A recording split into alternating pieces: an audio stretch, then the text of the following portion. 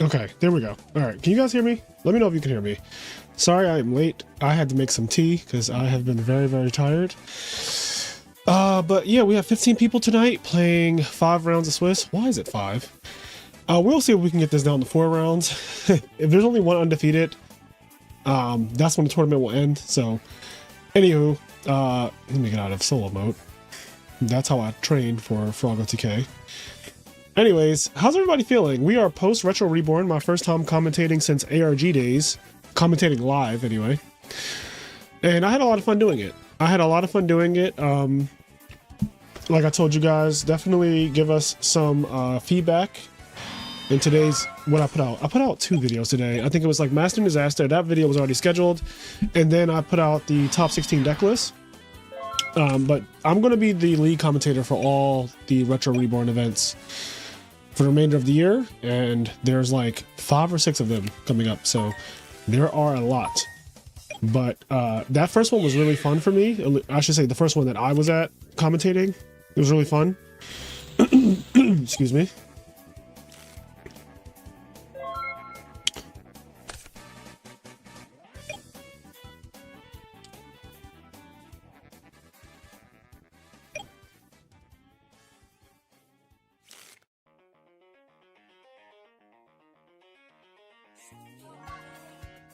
All right.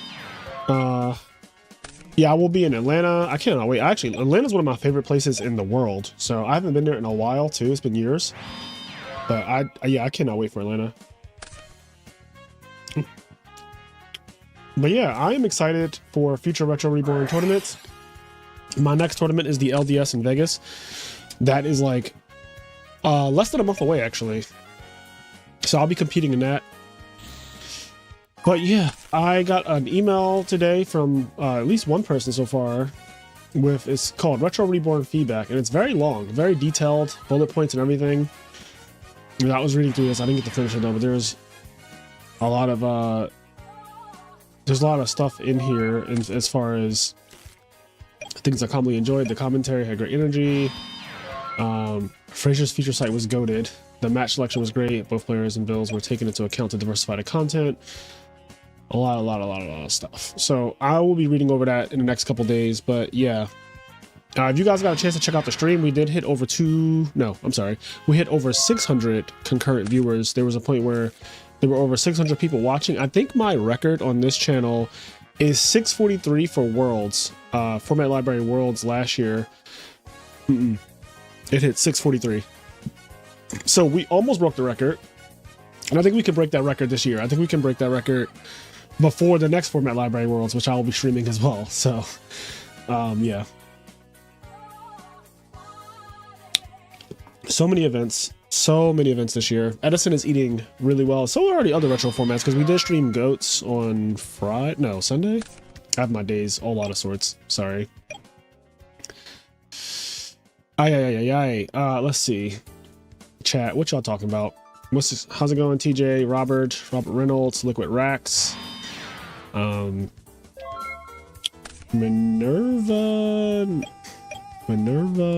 Nivea. Yeah, I love it, man, for the food as well. Love your commentary on Goat format. Did you really? Goats is very new to me in terms of, modern Goats. I actually played during Goat format, but not the way it is now. When I played Goats, it was literally like Goat format. Now I understand that. It's actually kind of going circular though. Goats are playable again. Like Scapegoat is back to being a thing that people play because of Earth Aggro and Warriors, from what I understand. But there was a time where Goats was like bad because Chaos Turbo just beat it. And I was like, well, that's so different from the format I remember.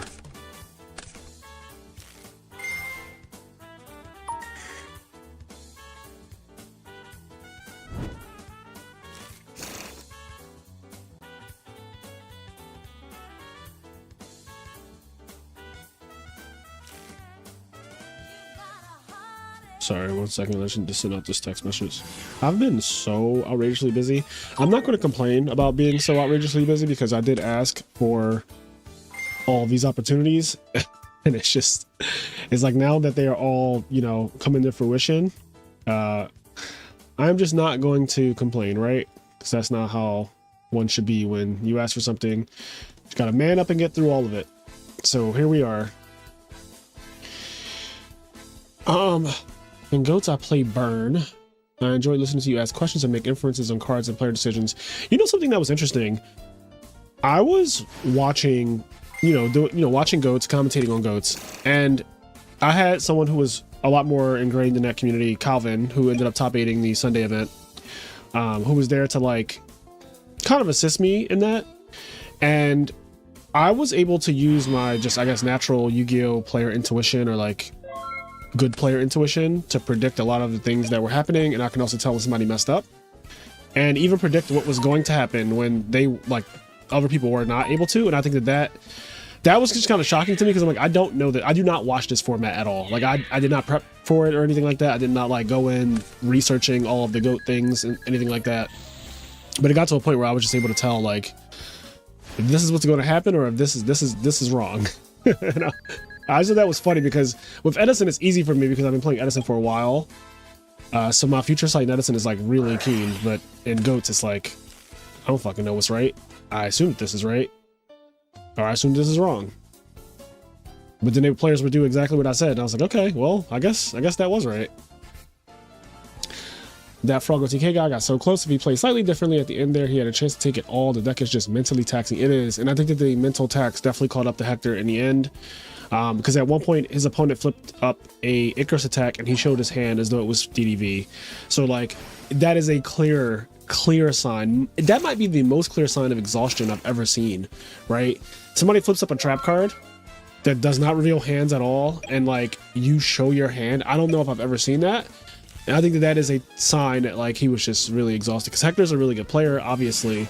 But top 4 at that point, he had played 8 rounds of Swiss plus top 16 plus top 8. So that was his 11th round straight. And he was converting into hero frogs. So like, there was just a lot going on. I get it. When I get to the end with Froggo TK, the 2 times in rally, I definitely was like, ooh, you know, ooh. That's all you can say. Especially, yeah, my top 16 match, I had to play against hero frogs, and I definitely was mentally drained there. But for some reason, when I played Tom Mack in top 8, I guess because there was a break between top 16 and top 8, there was like a bit of a break. I was fine, strangely enough.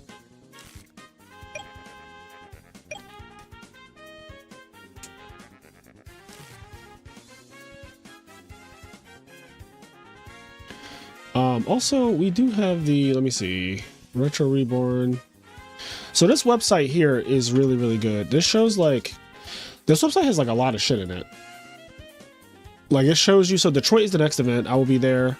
I will be in Maryland. Maryland is, I think, like cash. Oh, that's Detroit day 2. Hold on. Here we go, Maryland. So Maryland, can I enlarge this? Like, how does this work? Tap a poster to view details. That isn't working the way I want it to. Okay, anyway. First, yeah, so Maryland is cash. First place 2,500, second place 1,500, third, fourth place 650.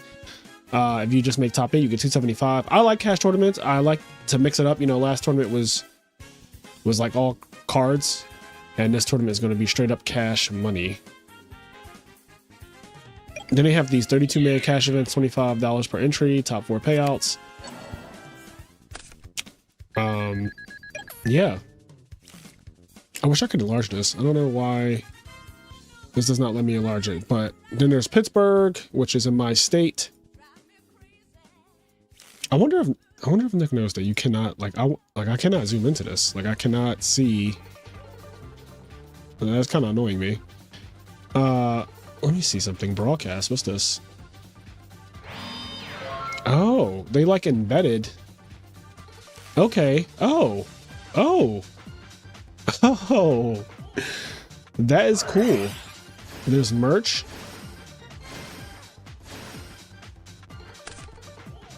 Damn. Okay, yeah. Check out that website. Check out the Retro Reborn website.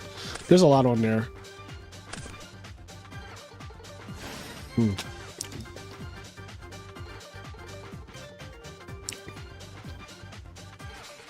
Also, let me set a timer. So when did I start this tournament? 7:35? And 7:47, 12 minutes have passed, 38 minutes left.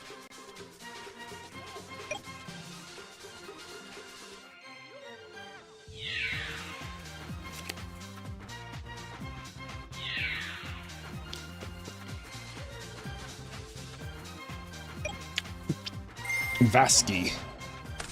This card is so broken. Oh, Yugioh is still playing Zeta Reticulant. Armageddon Knight is at 1. But Zeta is untouched. The card. Oh, shit. Wait, what?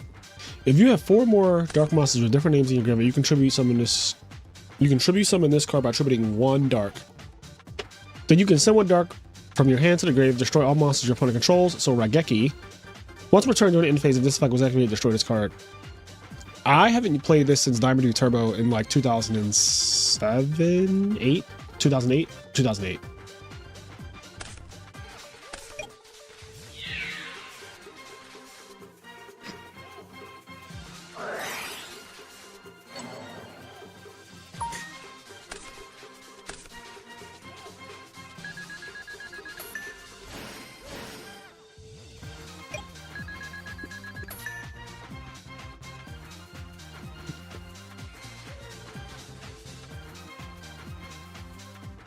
I think it was a one-of and Dad Return 2. Yeah, I didn't really have a Dad Return deck because I wasn't rich, but I did have Diamond Dude Turbo at one point, and so I had Dark Lord Zerato, which I packed, might I add. I actually packed Dark Lord Zerato really early on, and I thought that it was a bad, like overall bad, because you could get Dark Arm, and everybody was focused on Dark Arm, including me. So I was a little bummed out, and then he ended up being playable, so I was happy about that. And then he ended up being like $80, so I was also happy about that.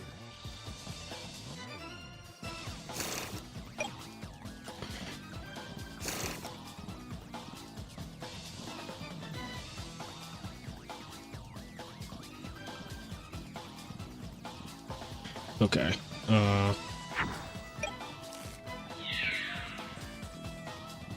6 months. Yagami Laito.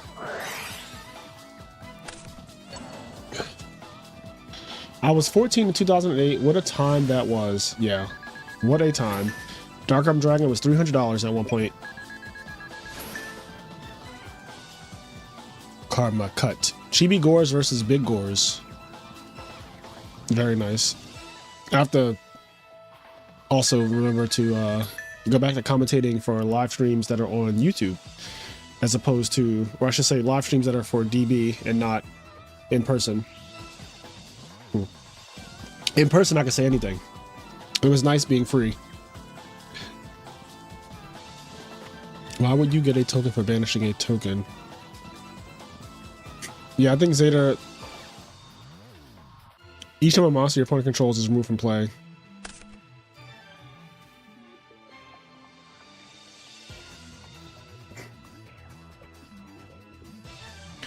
You're right though, I'm dumb. Where do tokens go? Can tokens be removed from play or they just disappear? That's a good question, honestly.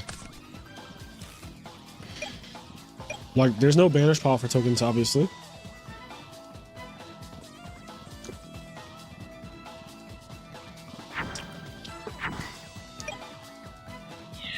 Tokens just poof. Poof. Like Kagebushins. Hey, what's up? I have to change your audio. What were you guys, if you're watching this stream, hold on. If you're watching this stream right now, what was your favorite part of the Retro Reborn event this weekend? Like, were there any parts that you particularly enjoyed? Is what I'm asking. There was a lot of Yu-Gi-Oh being played.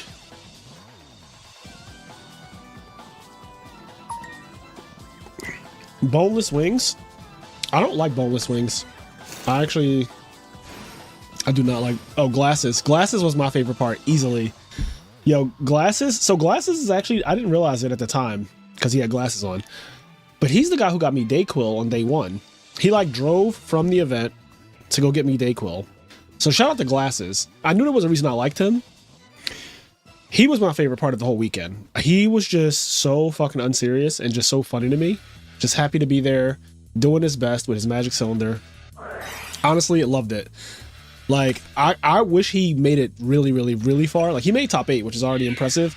But I wish he went to the finals because, I don't know, something about his energy just made me so fucking happy. Shout out to Glasses.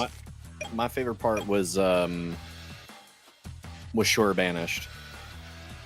What? Oh, my favorite yeah. part was Shore banished. Yeah, when you kept saying in the chat, like, I think Shore is banished, guys. I saw you in the chat. Just started. The chat was just going crazy, and I was just like, guys, I think Shore is banished. Yeah, 600 people watching at one point, and Shore banished was like taking over. Yeah. Nothing else mattered. But yeah, we're gonna break that record. The record on my channel for views, the number of watchers at once is 643. That is the peak. You little sister, you baby sister. We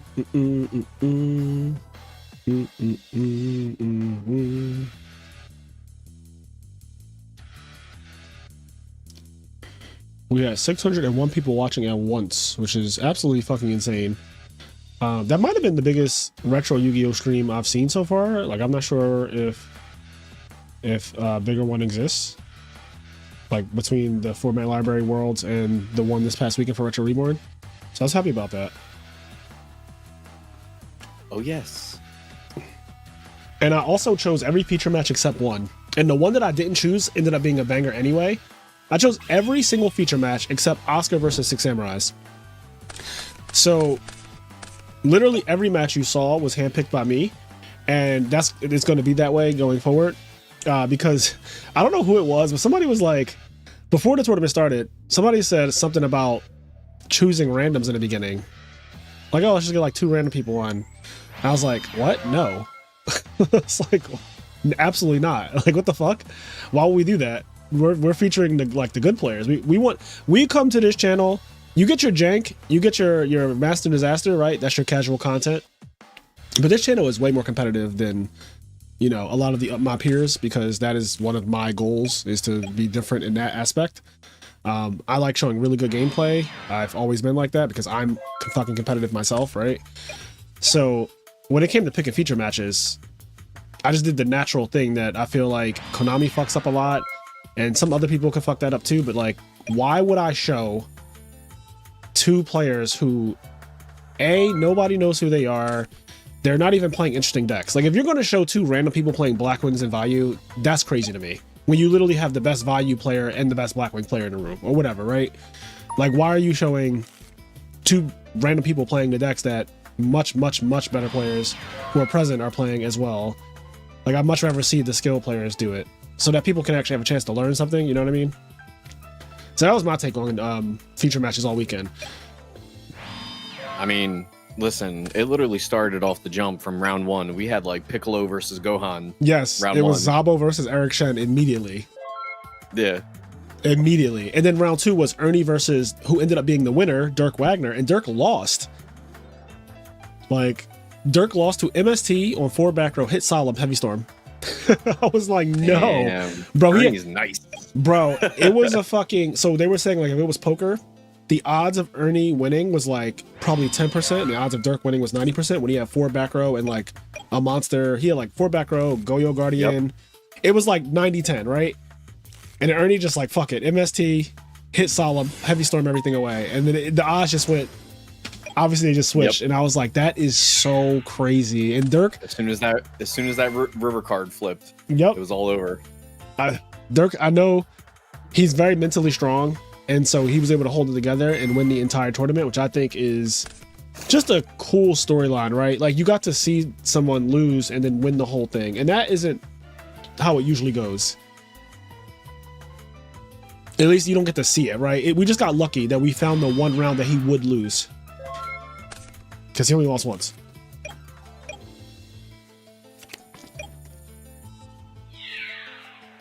But yeah, I like the Retro Reborn website. It has like rankings and shit. Like, look at this. They got like a ranking system, guys. So if you go to Retro Reborn tournaments, you can actually like get points, and it sets you apart from other people. And then I think that these points get used for something too, like an invitation or something. There's merch. Oh, that's pretty neat. Yeah, there's a lot of merch. A lot of people were asking me about the Substitute merch. I'm actually wearing, I don't know if this is showing up on camera right now. I'm wearing a Retro Reborn sweatshirt right now. Let me turn around, but I have Substitute. Oh, there he is. Oh, you see him? Look at him. You see him? Look at him there. You see him? Well, I don't see him anymore. Use priority. Got him away. You see him? You see him? You get off the field. There. He's not there for long. Yeah, he gets out of there quick. Only if it's turn one. Only if it's turn one. But yeah, this sweatshirt is comfortable. The reason why I like it, so I don't really care for like Yu-Gi-Oh merch as much. I just, I like clothes. I like fashion naturally, and merch fashion never really is like a thing that I care for. But when I saw these in person, the reason why I particularly asked my sponsor for one of these, I was like, well, I just need one of these because I like how washed it is. Like, it's actually, look at that. Look at the fading on the sleeve of this thing. Like, this is fucking good quality cotton here. This is not like some bullshit polyester. Like this is good. Like, this is like soft on the inside and just, I don't know. I just like the wash. Like, look at the wash. Like, that's a real faded, like this thing's been put through some kind of treatment or something and to get that fade. And I like that. Like, this is like nice. Like, I will actually wear this. A lot of merch, I'm just like, I'm not wearing that. Don't care for it. I'll pass. But this sweatshirt, I'm like, yeah, I like this. So, yeah. Oh shit. It's the DD Warrior. Mm-hmm. That's how desperate we've gotten. That's smart though, because Igara's deck did get touched by the ban list because Armageddon Knight's at 1. Yep. I think Tomatoes at 1. You need those more access for the Zeta Reticulants. Yeah, and DD Warrior, I forgot that was a card, but damn, Crow on the enter battle phase and Mirror Force. Oh my god. Poppy Churl said enough.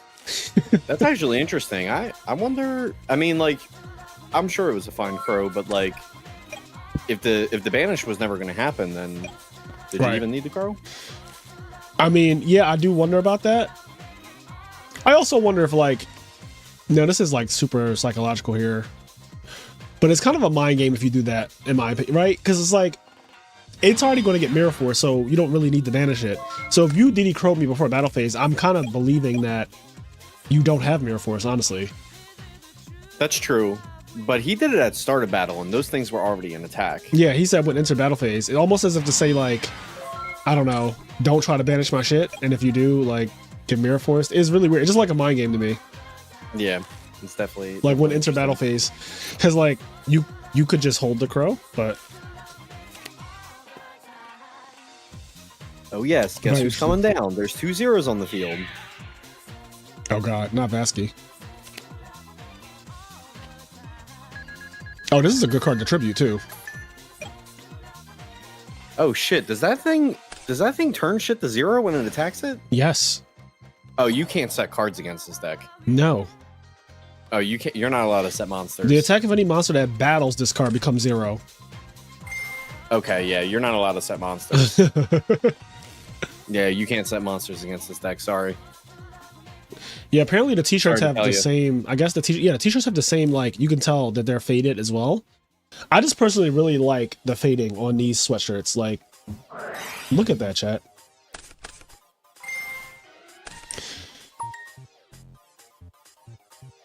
And a lot of people were asking about merch and stuff while I was commentating. And at that time, I was like, I really don't know. Like, go to the website, because I didn't have access to the exact website in that moment. Like, I didn't have my setup here. You know, here I show you guys shit on the internet all the time because I'm just like used to it. But we were using someone else's laptop for production, like the main guy for production. It was his laptop, which obviously it doesn't have all of my stuff, so I couldn't do like swallowed up. Have you ever been swallowed up, bruh? Like, I couldn't do all of my shit, you know. But I plan to actually start bringing more of my setup with me, so that way I can feel more at home.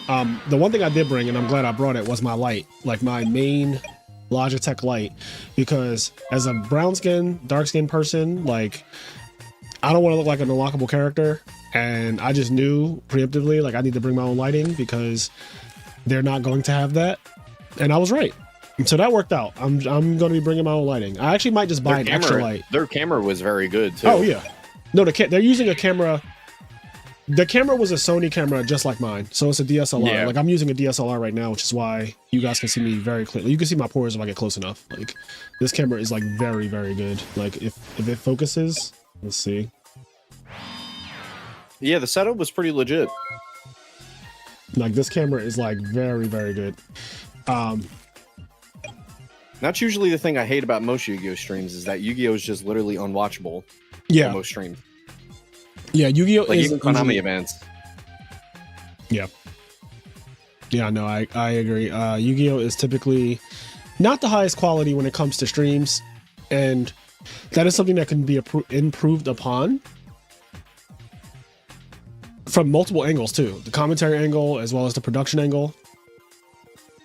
I also liked the on-the-go interviews. It was very fighting game energy.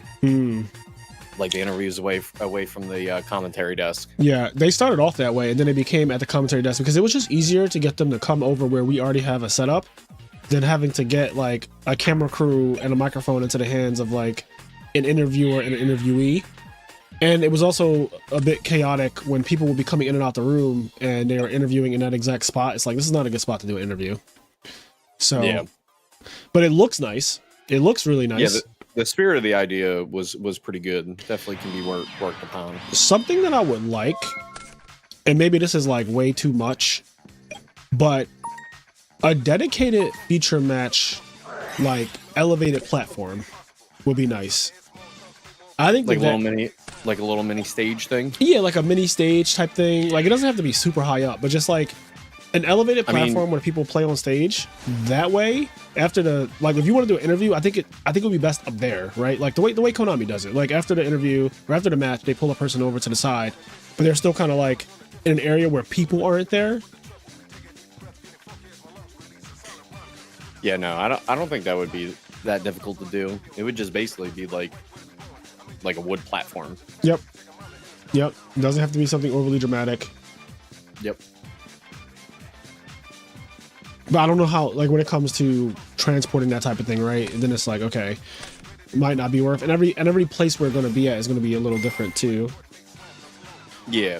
There's definitely ways to make that work, and like transporting it isn't terrible. The other thing that really needs to happen, and I'm reading this feedback email that was sent to me, and one of his first bullet points on the things to improve upon was the glare, which I agree, because even me as a commentator, I'm looking at the screen, I'm looking at the same thing you guys are seeing, and I couldn't see some of the cards. Luckily, I would see them before they completely got on the table, so that way they're like, oh, that's Spirit Reaper. You can't tell it Spirit Reaper on the table, but I saw it in his hand. But we definitely need to address the glare problem, because that is like a Yu-Gi-Oh stream classic. It's like fucking crippling glare.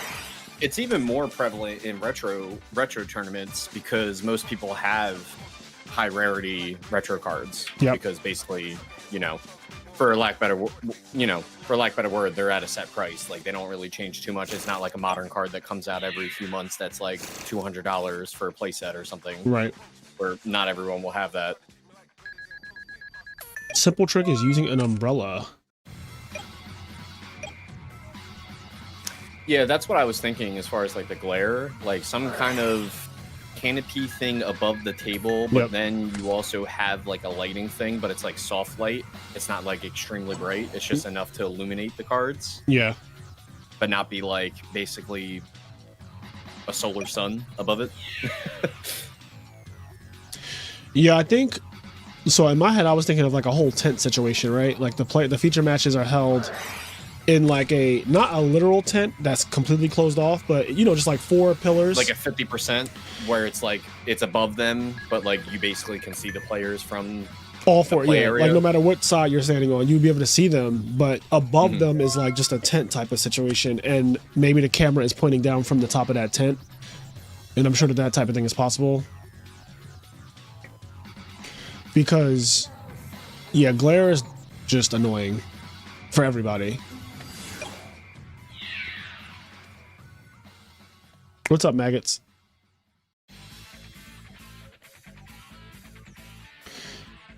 What else do they have? Circuit stops. Oh yeah, these are all the, yeah. So how many? 1, 2, 3, 4, 5. There are five tournaments coming up for Retro Reborn alone. Okay, Gara wins.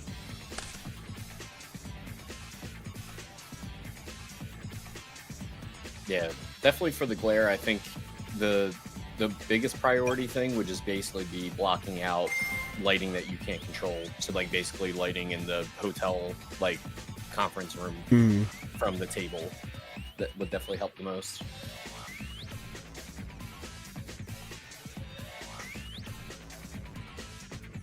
We got some deckless here as well. I think this is cool. So you can get like the card version of the deckless, I guess. Where is the topdeck.gg? I want to go to that website because that has. Let me pull that up. I think it was on the rankings. There was a link to it. It was like towards the top, I think. Yep, rankings powered by topdeck.gg. I don't know if it's in the middle, like above. I don't know if that's going to take you to the exact place. You probably still have to search for whatever that is.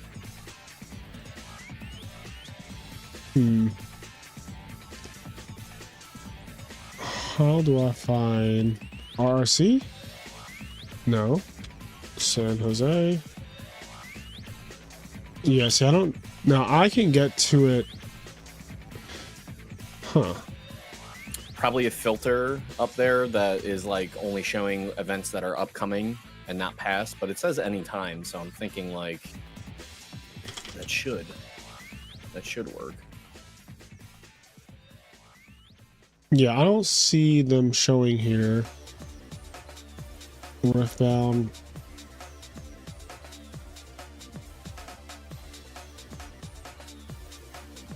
Yeah, these just look like host an event, find stores, leaderboard, championship series. Okay, I'm just gonna get a link to it.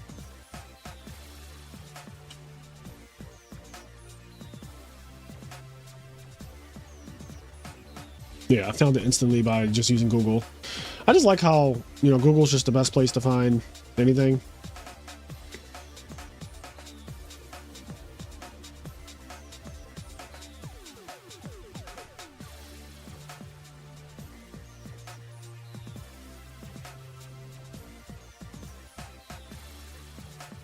Is anyone still playing? Oh shit, round 2. Damn. I didn't even know. All right, hold on, chat. Let me set a timer real quick.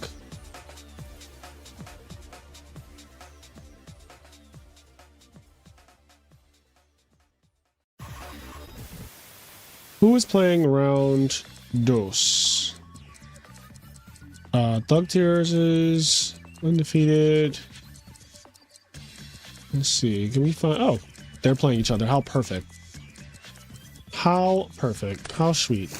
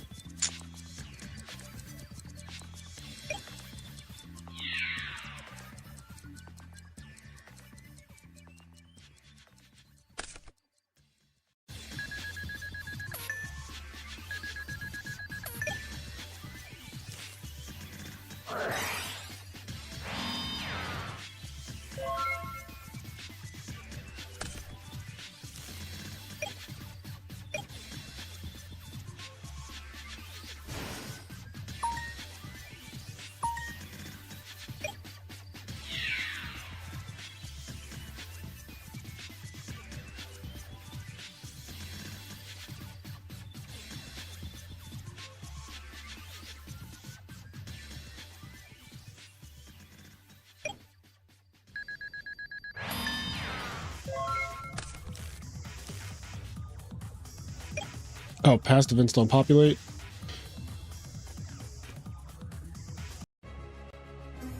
so is that what it is?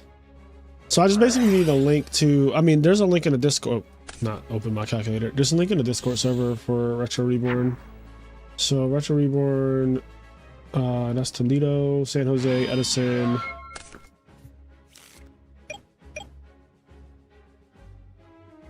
Yeah, here we go. So I don't know why it's a little weird and hard to find this, but I do like that they have like the deck list and stuff, and they show you so much information, like people's records, like who they lost to, what round they lost, and all that good stuff. Like this is really thorough. The one thing I'll say, I'm not sure I like seeing the quantities instead of just the number of cards like listed out physically. It was a little hard when I was doing the deck profile video today. Like it was a little hard just looking at these deck lists like this, because you have to stare at it a little longer. Like it's just faster visually to see like he's playing 2 Armageddon Knights, because there'll just be 2 Armageddon Knights. So this I have to like kind of look a little harder, like, oh, how many is that? Okay. And yeah, it's smaller, right? It's all condensed down, but I think that I'm just so used to seeing it on like a DB format where they show you're playing X amount of DD Crows, X amount of Fishers, or whatever.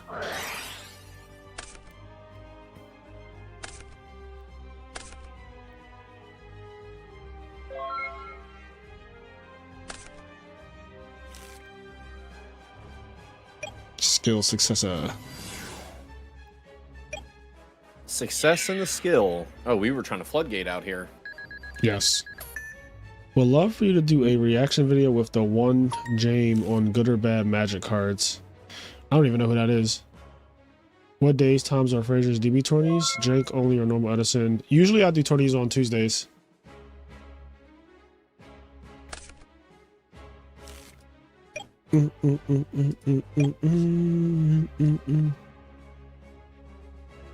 Oh, also, I need to grab this. I was gifted 2 mats, one of them to give away, one of them to keep. So the winner of tonight's tournament is going to get a play mat as well. 1 second. Does somebody need me? Oh yes, Zeta Reticulant.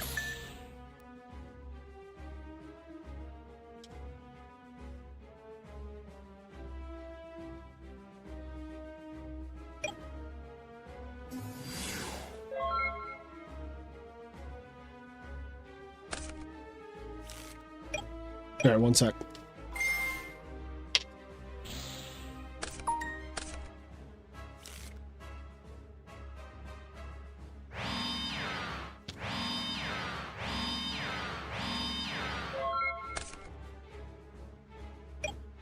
That's actually a pretty good question, Elders.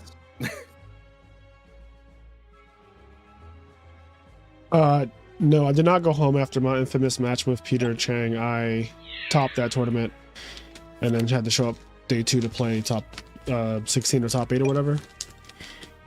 So I got 2 of these mats. They're from, is this, how do you say, is it Ophion? I'm assuming this is Ophion, right? It's backwards for us, I think, right? So I actually don't know. Yeah, I don't know how to say this. I've been saying, I don't know, it looks like Ophion or something, but yeah, in San Jose, I was gifted these. So this one has, looks like Judgment Dragon. Let me see if I can show this. I have no idea how that's showing up, so let me see if I can move it in a way. Ah, there we go. So it has like JD on one side. So one side has JD, and then the other side has Thunder Dragon, which, let me... So his tail is like really long, as you can see. But this is a cloth playmat. It's like a really big cloth playmat. That's the back, and here is the front with the, you know, Thunder Dragon and JD or whatnot. Yeah, so the winner of tonight's tournament, I will get your information and I will ship this to you. You can choose if you want the blue one or the pink one. Personally, I think the pink one is hella sweet. But we do have a blue one here as well. Yeah, so an impromptu giveaway. Everyone just stood up in their seat hearing that.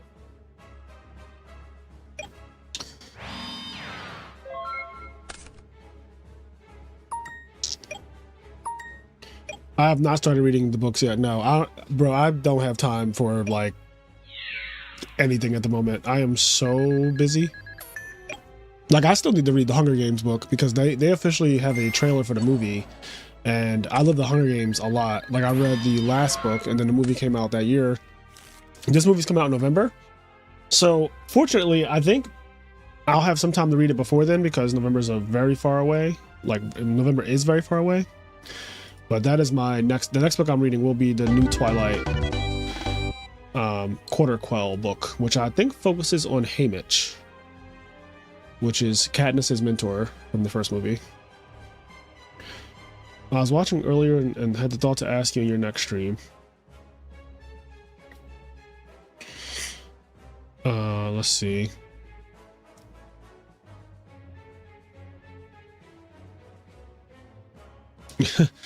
Well, thank you, Argo.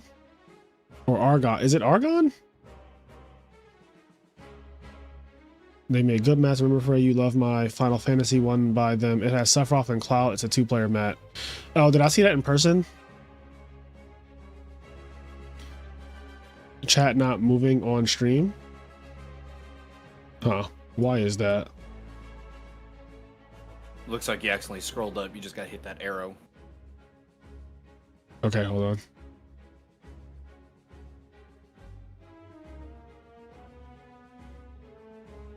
I don't even know why I did that.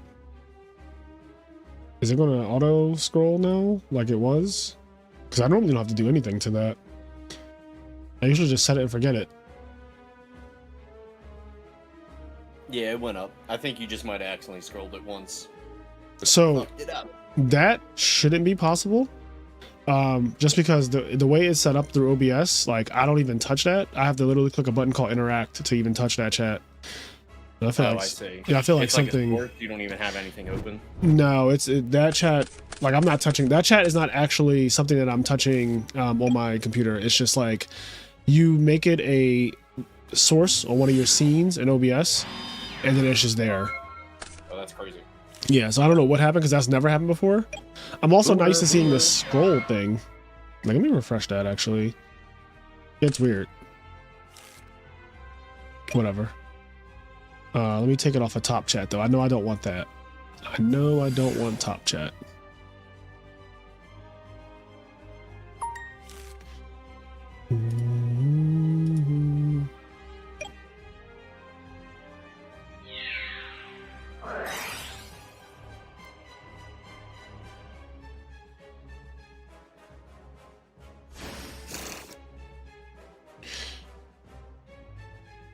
But yeah, tonight's winner, like I said, they will be getting one of these nice mats, as well as the your regular prize, which is cash. Get you some Chipotle money, $20, sent to your PayPal or Cash App or whatever.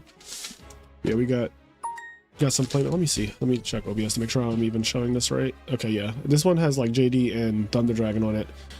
The JD, the reason I like this side a lot, just because the JD is so fucking detailed. And it's pink. I know that colors don't show up perfectly on. Pink's kind of nice.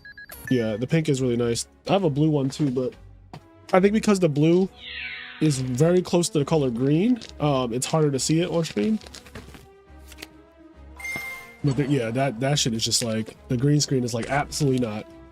Bro, they got LEDs in that mat. That's a crazy mat. They got RGB in that mat.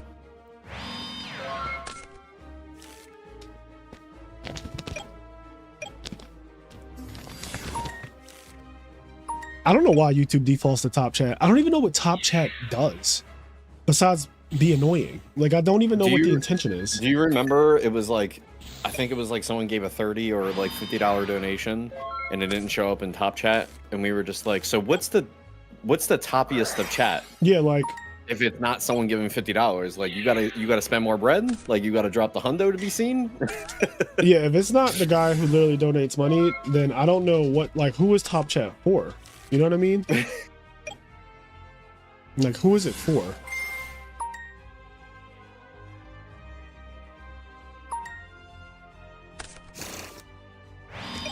I'm excited though. Next month, so I'm going to Japan next week for weeks. And then after that, I'm flying directly to the LDS in Vegas. I fucking love Vegas as a city. I love Vegas as a place to visit. I need to make a reservation at, what's it called? Wei Lee. But yeah, I'm very, very excited for Vegas. And then right after that is Detroit for the Retro Reborn. So.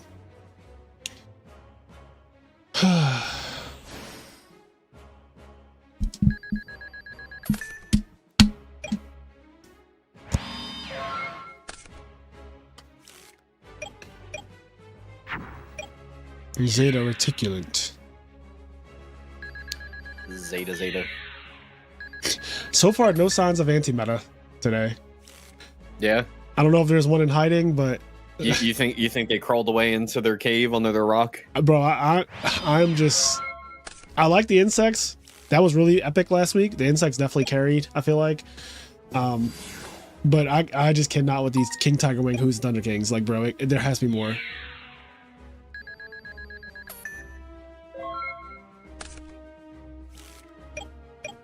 Does someone have to choose between Gemini Soldier and Evocator Chevalier?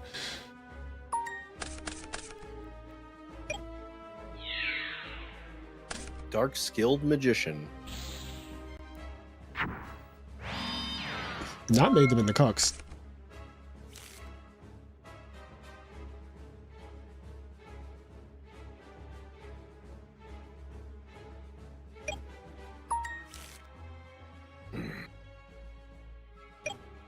Battle phase attack.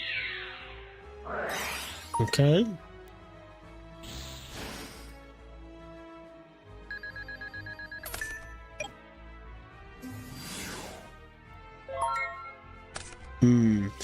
So right now Igera cannot use spells, but I don't know if that matters. Also, this is really good. DD Assailant getting another token, and he's going to choose to put this one in attack mode.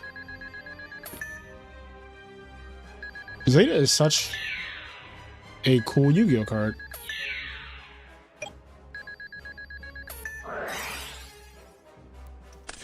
So now that he doesn't control a spell or a spell caster, he can now use spells. Honestly, it might have been worth not using Heavy Storm there, because while that situation was the way it was, Puke could not use spells.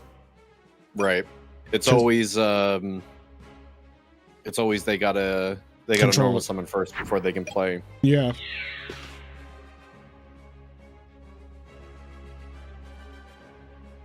For some reason, I thought Oppression would be good against you. You know, it's funny, that card just has not been particularly good in JANK. No, that's not true. Vanity Sphere and Impression. Due for the ban list. They're both getting banned. They're out of here. They're OP? Yeah, they've just been doing too much. Just running That's amok. That's why they've never been in a deck list. That's one. Yeah, neither one of those cards has like been oppressive or anything yet.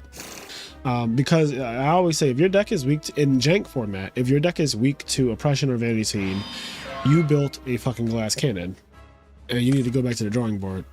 It's very likely that your deck does something very, very broken, and so the trade-off is you lose to Floodgates, like every other broken deck in Yu-Gi-Oh's history.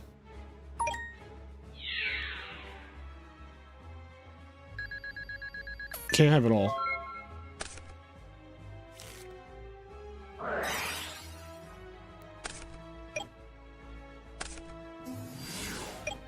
Can't beat me.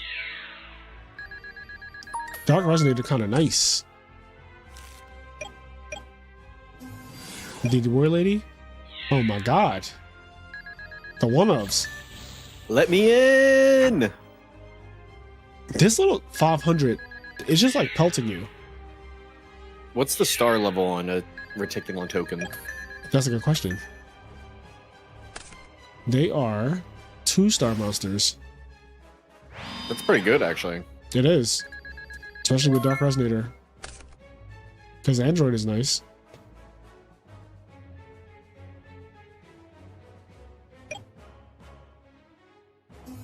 Not the big red X. Damn, more tokens. I mean, that's probably just game, right? Yeah, it dies. It's like Breaker. Yeah, it's just like Breaker. When you summon Breaker, like, it activates Chain Link 1, but Chain Link 2 bottomless just kills it. It will not have a token. Yeah. That was quick. That was a quick... Or rather, it will not get a token placed onto it before it resolves. So I didn't know in GOAT format, like, you fucking get priority after the token gets added on the Breaker. At least that's what I was told. I was like, that is some shit.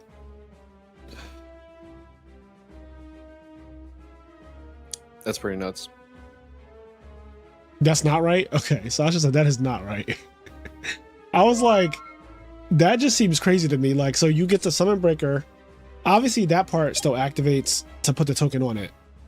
But then they were like, oh, you can remove the token with prio. And I'm like, that just seems crazy.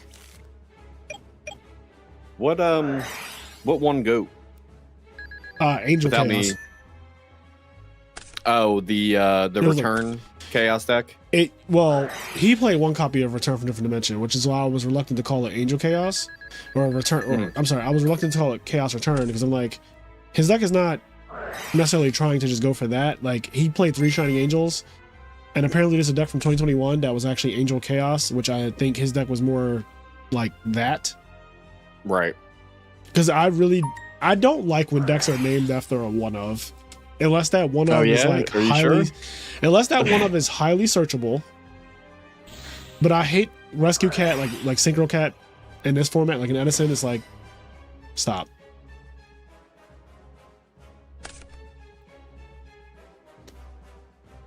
Yeah, that's interesting.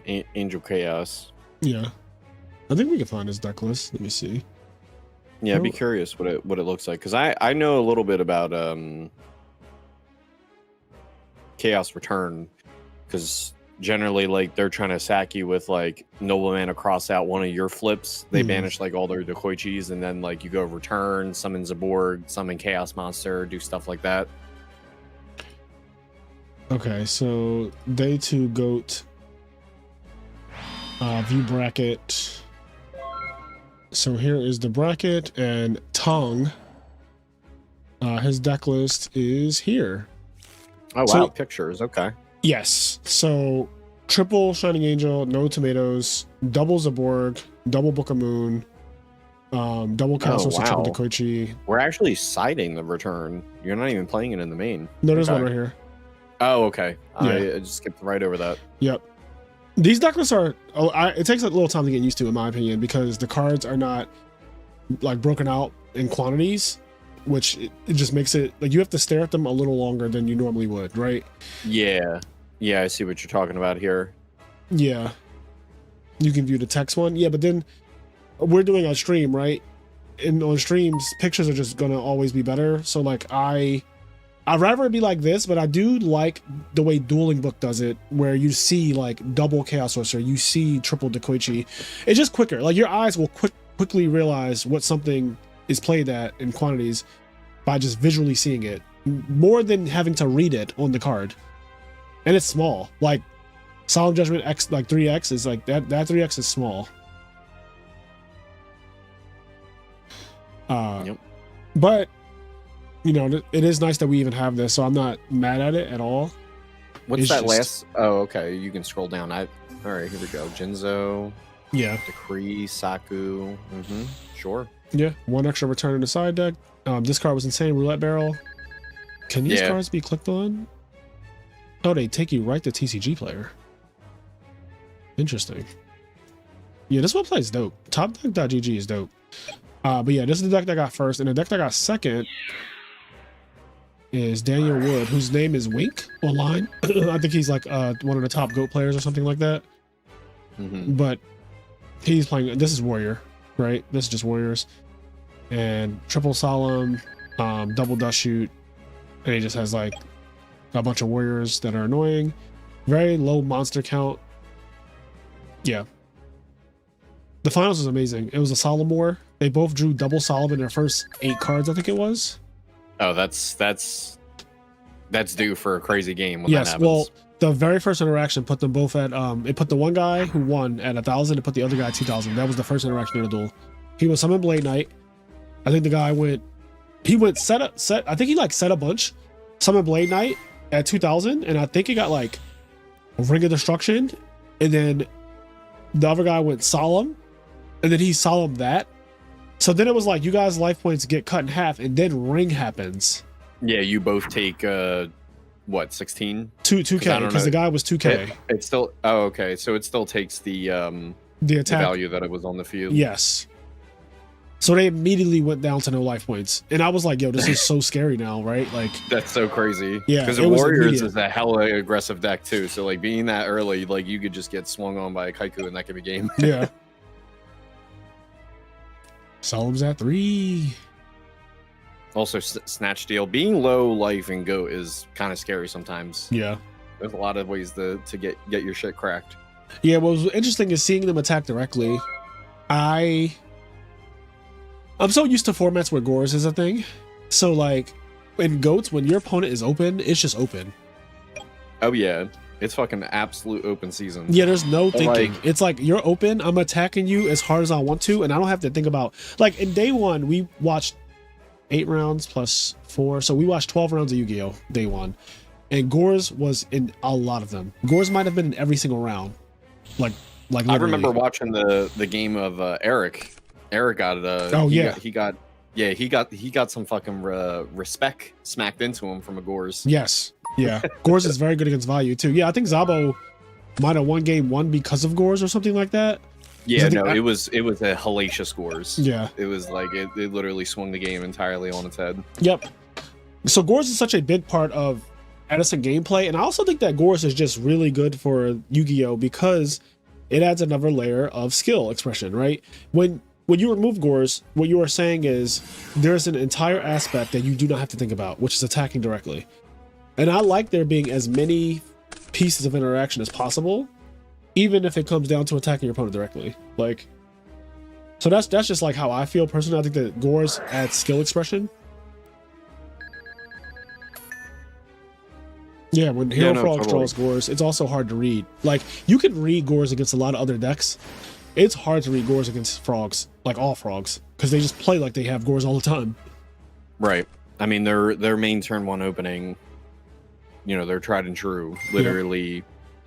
They're doing it that way no matter what, if they have Gores or not. Yep.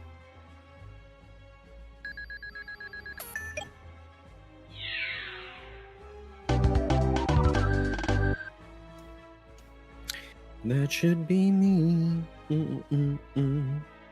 How have you been? What'd you do this weekend, Stinger? I mean, I was watching a stream, playing some Rivals. I went to a fun little place. I'm just gonna send you this video. You can do whatever you please with it, but it's rant and it's funny. So let me just go ahead and do this. All right. Just gonna download this real quick because Discord for some reason just won't let me forward a video. I have to download it for whatever reason. Also, guys, what did you think about Dirk Wagner's winning deck list? Nitro value with no Gale, no brain control. This is just we knew that this deck was really good from Chicago, RBT Chicago last year. This is the first time it's won a major. It won't be the last. A lot of people are playing it. In fact, in top 16, there were like 3 Nitro value decks, I think. If I'm not mistaken, Dirk was on Nitro value. Let me check. No, this one is not it. Not that one. I think this guy, Brandon. No, this is Black Wings. Hold on. What's Eric Lou playing? Wait. This is regular value. I see Raikos and stuff. Okay, I know Eric Choi was. So here's Eric Choi's list. This is Nitro value. Icarus attacks. No hamsters, no Raikos. He is playing Caius though, and he is playing Brain Control, so his list is different than the winning list, and he's playing Gale. So he's playing like a couple, and Escape from Dark Dimension, so it's like 1, 2, 3, 4 cards different. Also, main decking bottomless. This is very different. Now, the more I look at the winning list and this list, this is very different. Because look at Dirk's list. Dirk's list is like, I mean, there's only one row of monsters. Yeah, Dirk is playing 1, 2, 3, 4, 5, 6, 7, 8, 9. 9 unique monsters in his deck. His deck is like so. I'm doing the same thing every single time because it's just there's 9 different monsters in the entire deck. It's kind of crazy when you think about that. Yeah, no upstarts in this list. Dirk's list plays triple upstart. But yeah, different builds of Nitro Value are seeing success, and then Fletcher played the build that is very similar to the one Eric Choi played because it plays Brain Control, Caius, Escape. So I think that I think it's the same list. But yeah, I really like. I want to try this list on like Master and Disaster or Teach Me How to Cook or something. Got to play it somewhere. Here's an interesting question. Do you feel like, because Nitro Value, as you were saying, was definitely very popular at this event, do you feel like Nitro Value is like an answer to the arms race of like Frog OTK like being a lot more prevalent at like Edison tournaments? I don't think that this deck has anything to do with Frog OTK, actually. I don't think when they built it, they even were like, that was the main thing. I think that this deck was built as a response to the Value Mirror Match, because the Value Mirror Match is horrible. It's really bad. You could ask any Value player that is good at the game. Like, the Value Mirror Match is not good. And one of the reasons it's not good is because if you go second and they already set Hamster or Raikou, what the fuck are you supposed to do? Set your Hamster or Raikou into their like thing, right? So that doesn't feel good. And this deck solves it by just not playing that game at all. I'm just not playing that game. Like, I'm completely foregoing the whole set a monster after you set a monster thing. This deck is like weirdly, it's like an anti-value deck. Like, a lot of what it does, and Dirk explained this too, like, it's designed to have a good matchup against Value. Like, he even said, like, I beat Value. Like, he played like 6 Value in that weekend, and he basically beat all of them except I think Ernie. But Ernie got really lucky in game 3 with the MST Heavy Storm and then top deck Brain Control. Like, it was very scripted. So yeah, That's interesting. also yeah, it beats GBs like way more than regular Value does, because again, it's not setting monsters. It keeps summoning face up, and the things that it summons face up, it summons big shit more often because it plays triple Grepher, triple Armageddonite, and Rhoda. So your frequency of just summoning like Armwing and Armor Master and shit like that is just higher. Like, you're just doing that more often. You're getting to your bombs quicker because you're playing Upstart and pot like the Jaragreeds and the Yatagarasus and stuff like that. So you're getting to your bombs really fast. You are summoning big monsters more often. You're seeing Necrogarden more often because you're playing triple Armageddonite, triple Grepher. And you play Starlight Road randomly, which that can just catch GBs off guard, because why wouldn't they pop 2 against Value, right?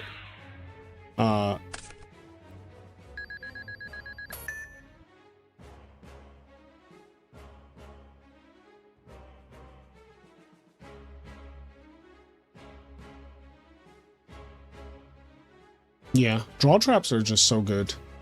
Draw traps are very, very good Yu-Gi-Oh cards because they literally scare your opponent into playing differently. And we saw this, and again, I'm not saying that what he did was wrong, but we featured Dirk in round 8 against Brandon Crank. Brandon, who was the sole GB player who topped this weekend. Shout out to Black Sanji. But I believe that Dirk set 2 draw traps turn 1, and then like his opponent, the GB player, like just summoned Rediari and attacked. But like, even if the GB player had Test Tiger in his hand, he's not going to summon Secutor to 2 back rows. So there's safety innately built into setting draw traps. Like, just setting draw traps innately will make your opponent play slower. Even if they know you play draw traps, even if they're like, I know you play draw traps, they still have to respect the fact that it could just not be a draw trap though.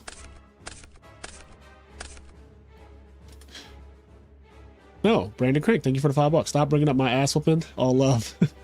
Well, you were the one time that we got to see GBs on stream.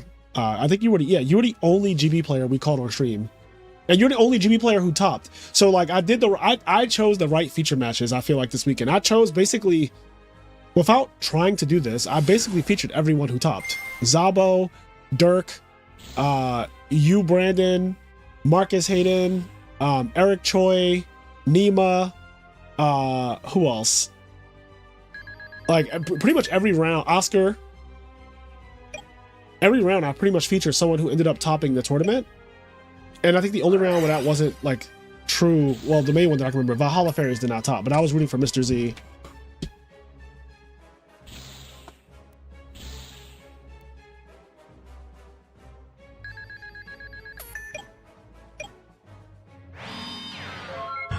Sting, was this video appropriate? Yeah, it's me. It's a video of me. All right, I'm putting this on stream. How do I let me just download it, I guess. That smile that you got as soon as I realized I saw that you saw it. Yeah, that's just happening. Let me put the duel back on. I'm sorry, chat. Y'all know what y'all get when y'all come to the stream on Tuesday nights. All right. Yeah, you got serious business this weekend, y'all. You did get serious business this weekend. This weekend was way more serious than I usually am. We're back to business. We're back to our regular bullshit, chat.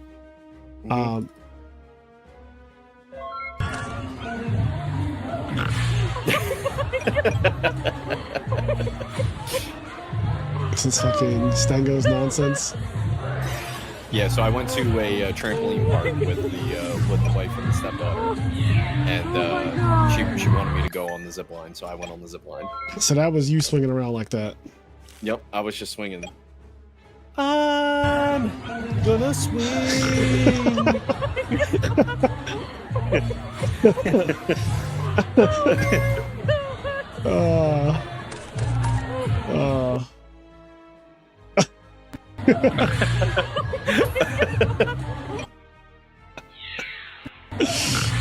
Oh god. Listen, the funny thing is, I asked them before I got on, I was like, am I too big for this? And they were like, nah. And and after I saw that video, I was like, the way I'm swinging on that shit, bro, I was definitely too big for that. Yeah, like don't lie to me. You don't gotta lie. Like, I'll still do it. You don't have to lie. Yeah, I'm doing it either way. Did the audio come through on the stream? Like of the video? You talking to me? I wouldn't know. I'm watching through your camera. Ah, well, chat. I keep remembering that you don't actually hear any of the like music that I have playing and stuff like that. Yep, when I'm watching through the camera. Mm-hmm. But you do get to see everything in real time, which is more important. So that's right. Yeah, nah is a crazy, like, tell us my nah, like, am I too big for this? Nah. Like, I don't believe you. Because you don't sound confident. Nah. Am I too big? Nah. Like, all right. That looked like it was fun though. I would do that. Yeah, no, it was a great time. It was good. It was a good weekend activity. For surezies, it was great. Like tomorrow doesn't exist.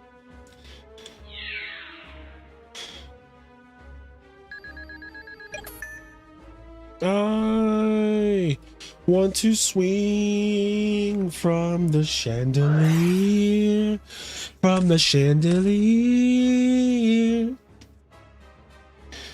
We're going to see Iados pop out next. How come no one tried to play Guardian Iados in this format? I just forgot that card even existed. Bazoo, the Soul Eater. Good anime, by the way.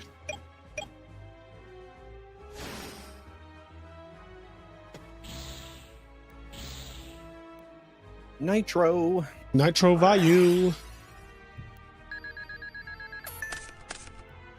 Karaoke night. Edison always changing the narrative. Ain't so solved, ain't so figured out every time. Yeah. Yeah, because I think that now Nitro Vayu getting a win is going to for sure make people take it serious, like more seriously, of course. Yeah, it's on the radar.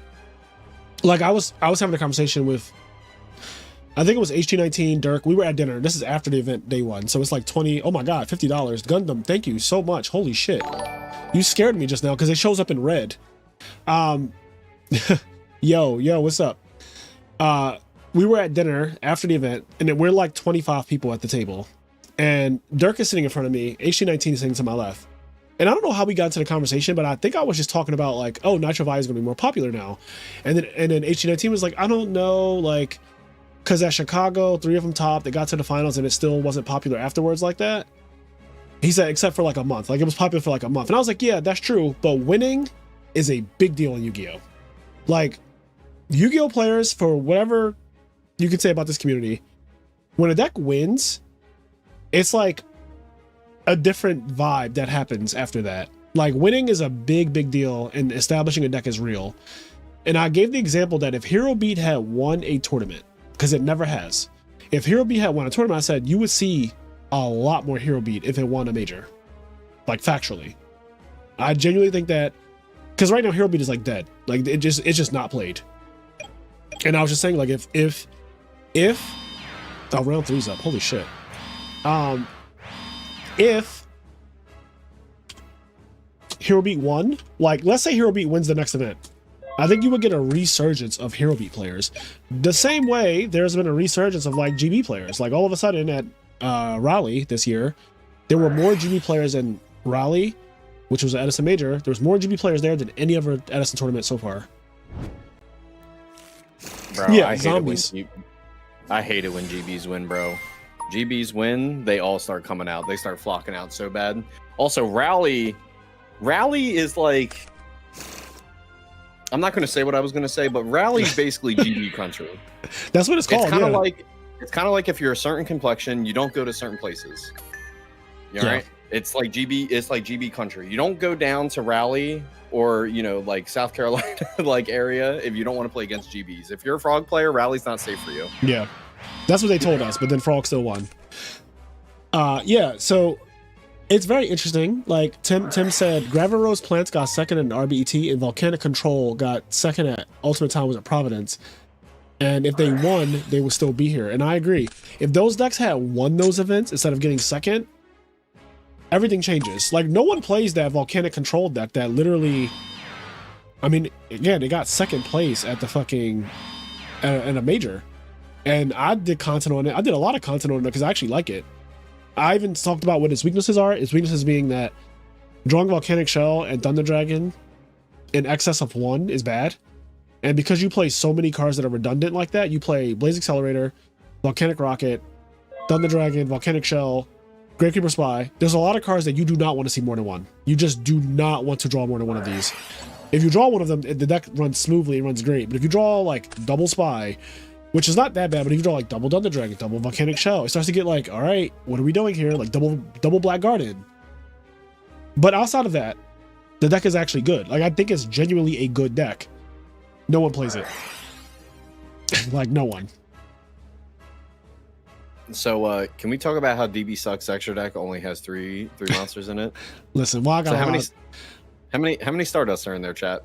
Well, I got a lot of y'all for. I'll give you 3 guesses. You'll give 3 guesses on how many in a 3-card extra deck? Yeah, I'll give you 3 guesses how many Stardust are in that 3-card extra deck. Anyway, have you tried Volcanic countered Amaryllis? Yes.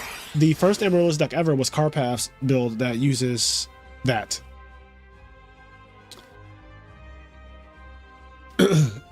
By this logic, is Sizzle 41 now washed? That is not the logic that has been used at all. I don't know where you... Does your back hurt right now from that reach? That was a fucking terrible reach. The Sizzle 41 has more wins than like any other deck. Like, that main deck factually has more wins in Edison format than any other main deck. So, like, no, that doesn't follow the same logic. What was Eric doing at Edison? Was he 41 in, or was he? He was 41. Messing around? His build, the only thing he changed is that his build took out 1 Deep Prison and put Solomon in the main deck. That's it. Yep. That is the change. But yeah, the original Amaryllis build actually does play Volcanic counter. Like, I still have the bookmarks for the old Edison decks. This is the archives. What is it called? Is it called amaryllis? Or is it just called plants? I don't even know what they call it. Volcanics? Let me see. What is this? Oh, Carpath. Here we go. This is 2020. Yeah, 2022. So I wasn't even in the format yet. But this is January 2022, and this is one of the decks that when I came into the format, I bought this deck online immediately. Like I immediately bought this deck because I was like, this is so cool. We didn't have shit like this in 2020, in 2010. But yeah, play triple volcanic counter, and then the game, everything has advanced. Now they play Miracle Fertilizer, which is honestly way more dangerous. Yo, it's actually crazy. Did you see the Gemini imps in his side deck? No, I didn't even notice it. What is that for? Card Destruction Dragon Turbo? like genuinely, what the fuck was happening in 2022 where they felt the need to do that? Yes, I do recommend Gems on South Street. It's one of my favorite cheesesteak places in the world.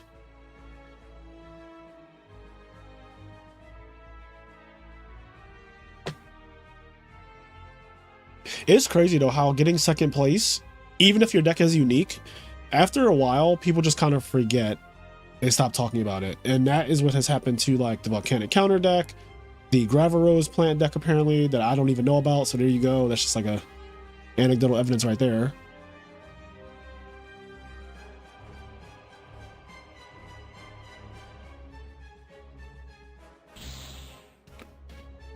Maybe Duck Murderer. Back in 2022, maybe the side deck had a little bit more space for some aesthetics, because it's tight nowadays. It is too, like there's not enough cards, like, or I should say there's not enough space for all the cards I want to put in.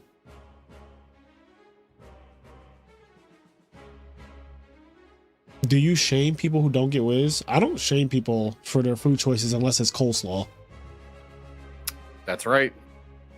Like there's only one objective food to be shamed on.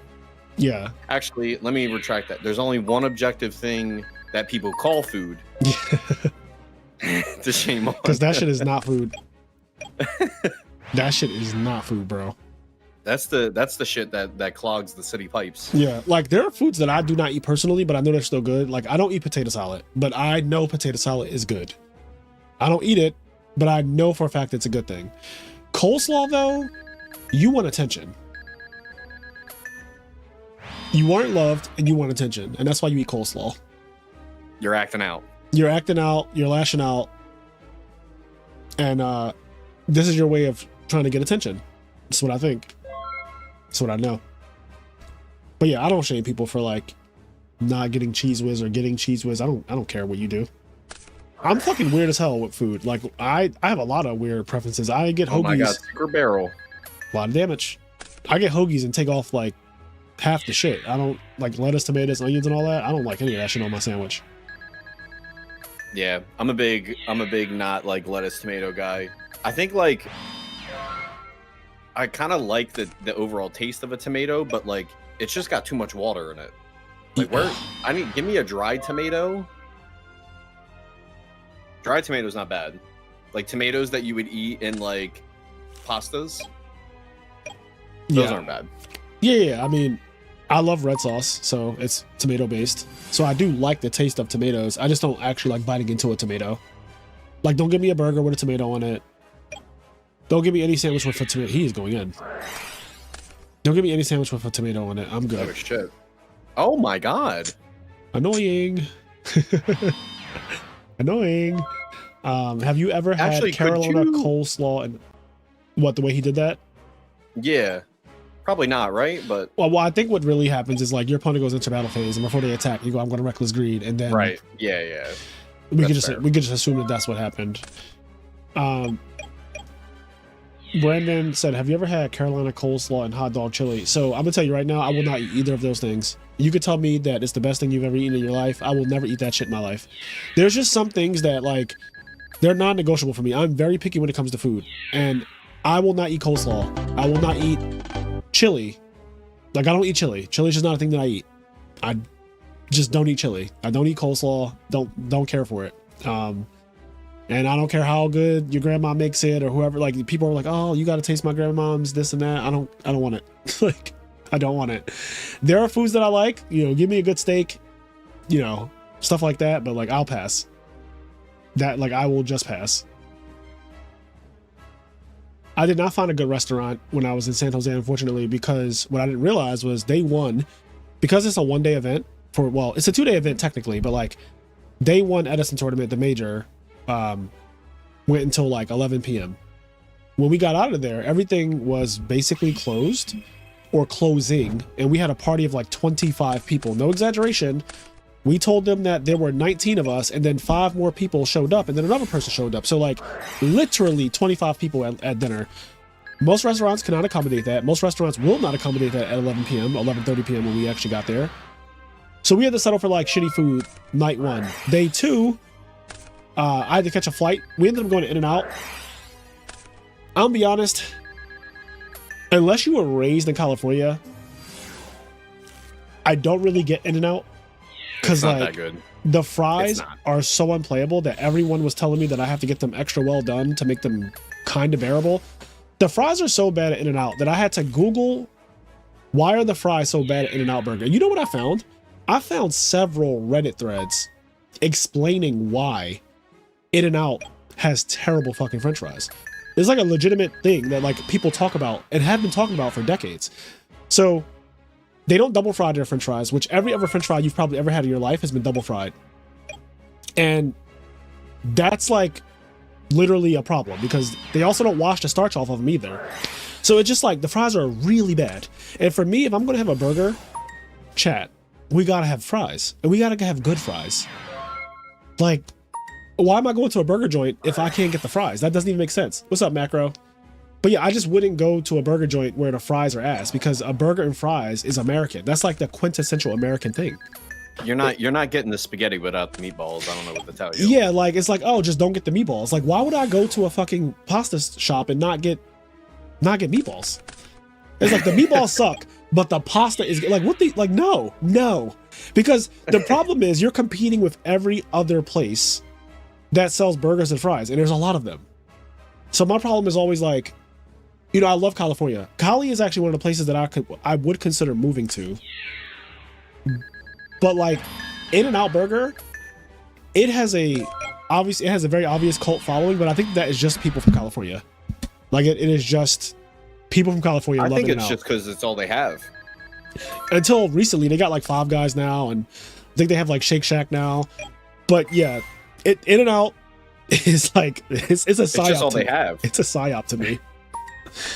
I think it's a psyop, bro, because those fries are so inedible, and I love everything else about Cali, but In-N-Out Burger is one of those things that is so strange to me because they could fix the fries and they just choose not to.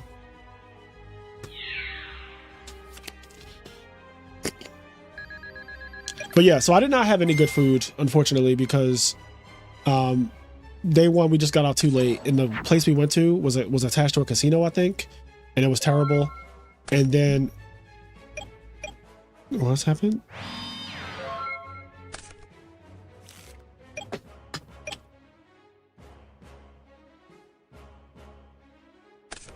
Let me check this real quick. Move this here, actually.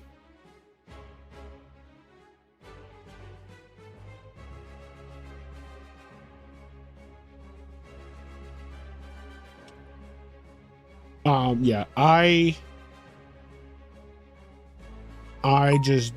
had In-N-Out so many times now too, because I go to Cali pretty frequently. I think the first time I went to Cali was 2012 for Long Beach, the biggest tournament ever, and that was the first time I had it. Robert Boyajian, I think, took me and Alistair there, and I just was like, oh, okay, wow, okay, this is what you guys eat, huh? All right, what else you got? And that was my experience. And like since then, I feel like it's just been the same. Like every time I go there, I'm like, why have these fries just not been improved upon yet?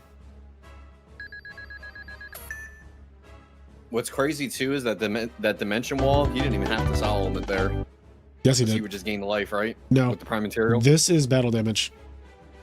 Oh, it inflicts battle damage? It does inflict battle damage. And the only reason I know that is because I recently did a Teach Me How to Cook, which those videos are educational, with Brandon Crank, who just got top 4 with GBs. I found out in that video that this is considered battle damage, not effect damage. It is very weird. That is so weird, bro. Yes, this does not stop it at all. You can still die. That's crazy. Yes. So if Yugioh didn't know that, he could have lost, basically. Is matching cylinder also battle damage, or is that effect damage? I think that's effect damage. Because I'll tell you right now, matching cylinder makes more sense to do battle damage than this shit. I think magic cylinder is effect damage. What's up, Yugioh? That's a funny quirk. It is.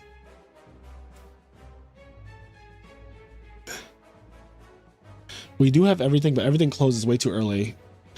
Five Guys fries with the Cajun seasoning are so goated. Yeah, I like Five Guys fries a lot. They give you so much. That shit like leaks through the bag.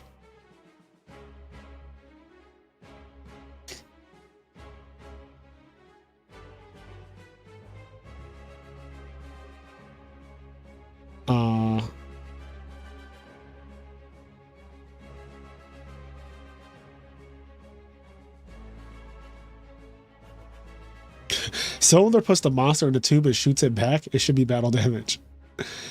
Don't move the Kali. It's buns down. I mean, I would not move now with the current like climate of the world. Like, I think wherever you are right now, you just stay put while everything is fucking sky high and just ridiculous. Like, I'm not moving. Like now. Like if you have a home or an apartment or whatever, and you're already, you know, you're already settled in, and you're able to afford it, just stay where you are. That's how I feel. Just stay where you are. So Sasha is okay. I think we're only going to end up doing 4 rounds because Sasha and Baku Brody are the only 2 undefeated. Oh wait, no, Edison Club Tie is undefeated too. But it looks like he hasn't played. I'm guessing Baku Brody and Ty are playing right now. So let's see if that is the case. You know, a burger chain is very good. I don't know if anyone's ever really had it. Culver's. Oh, that sounds familiar. I feel like I had that. Yeah, it's from like I think it's like Pittsburgh, Ohio area. Maybe it's in other places, but Culver's is pretty good. I feel like I've had it actually. Yeah.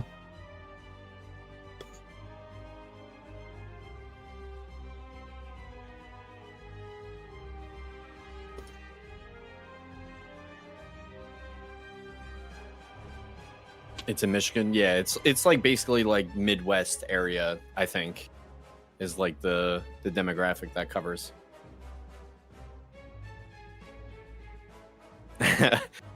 Behind the dual disc said, "Don't count me out, Frazier. My man wants that mat." He's like, "We go in the 5 rounds." We got a nice. Is this pronounced Ophion, guys? Do you guys know if that's how you pronounce this? Someone typed it out earlier. I'm gonna be honest, I didn't even bother to read it. How do you say this? I think perhaps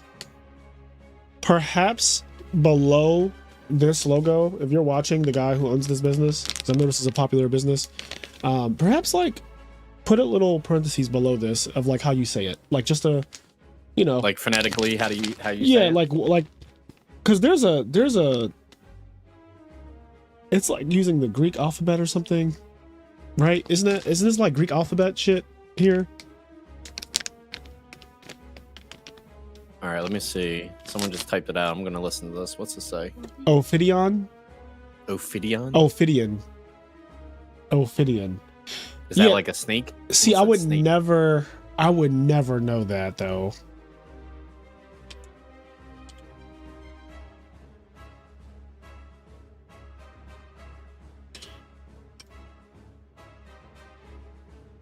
Culver's has nothing on In and Out. In and Out is fair on price, and Culver's can easily spend $25 on yourself. I don't know.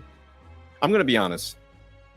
This might be me. This might be woke of me saying, but I feel like if you go to generally any kind of fast food or eat out, if you get like a combo meal, like whatever establishment you go to, a combo meal, generally it's going to be around in the neighborhood of $20 for an individual person. I can't really think of many places that you spend less than $20 unless it's like a mom and pop. Like I'm thinking like chain. Like if you're going to a chain, I feel like you're spending $20. I just had Chipotle today. I got a chicken burrito with barbacoa. It was $18. And I was like, God damn! Like I didn't know that getting like the other meat on it would be $18 because I'm pretty sure I have before and it was like 14. Maybe the one I went to was just one of the more expensive ones because I know they're like based on location, and this one was in a really nice neighborhood. Because I had to go to the bank, I had to get like Japanese yen for my trip, and there was a Chipotle next door to the bank, and I was like, you know what? Let me stop in here and get lunch. And yeah, I got a chicken burrito with barbacoa. It was amazing, but it was $18, and I was like, that is just so much. Now, what I will say though, if we're talking about just like the food tasting good, which is my main concern, not necessarily what it costs. Like I don't really care that it's cheap, because if it's cheap and bad, then like, okay, you get what you pay for. My In-N-Out was $10, and Nima, shout out to Nima for paying for it, for treating me to that. I appreciate that. But I got a burger and fries. I didn't get like anything fancy. I got a burger and french fries, and that was it. And it was $10. And like, that seems fair. Like it was a double patty burger, and it was some french fries that were not edible. They just weren't. They were just not good. And they told me how to make them better, which is get them extra well done or whatever, or get them well done. And I did that. They were still bad french fries though, like if I'm just being honest. And here's how you know they're bad. When I Googled why are the fries at In-N-Out bad, when I tell y'all, if you Google that shit right now, there are so many like articles and Reddit threads talking about this specific topic. Like you could spend the rest of your there's night an abundance of like people talking about this exact thing for years, like specifically. Like it's a big topic, and people explaining why they taste the way they taste and how they could fix it, and they're just choosing not to fix it. I just don't know if anyone actually thinks like these are good french fries, because if you think that those are good french fries, I don't think that you like french fries. I think you like those, whatever they are. Which is fine, right? Like you can like coleslaw. No, you can't. That's definitely off the table. All right, this is basically the last round, because after this round, if I'm not mistaken, there's not going to be an undefeated besides whoever wins. So like our winner will be decided here. I'm going to change this to 4. I don't know why this thing keeps trying to get me to do 1 extra round. Like that shit is crazy. Yeah, this is the final round though. And whoever wins this gets the Ophidian mat. Looks like it's going to North Carolina no matter what.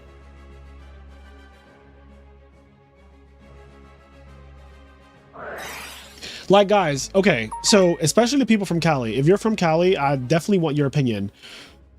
Who has the best fries to you? Like out of all fast food chains, especially the people who live in Cali, what are your favorite french fries? Like who has your favorite french fries? I'm so curious what Californians think of french fries, because if you guys grew up with In-N-Out, if In-N-Out is like your go-to thing, I'm just wondering like, do you think that any other fry is better? Do you acknowledge that the fries at In-N-Out are not good and that they're not really what french fries should taste like or be textured like? Because they're not even prepared. They're not prepared correctly. The french fries at In-N-Out factually are not prepared the way french fries are prepared. That is one of the problems. So I'm just wondering, like, what do Californians consider like good french fries? Like, do you like McDonald's? Do you like Checkers? Do you like Five Guys? Do you like Shake Shack? Do you like Fat Burger? Like who do you like? And this goes for everybody in the chat. Excuse me.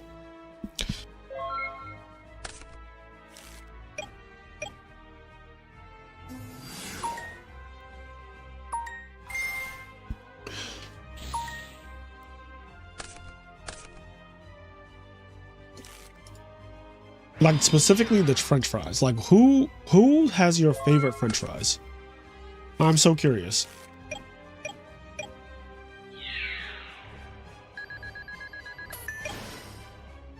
Chick-fil-A before they changed the recipe. Checkers. Chick-fil-A. We got 2 votes for Chick-fil-A. Fat Burger. I never had Fat Burger.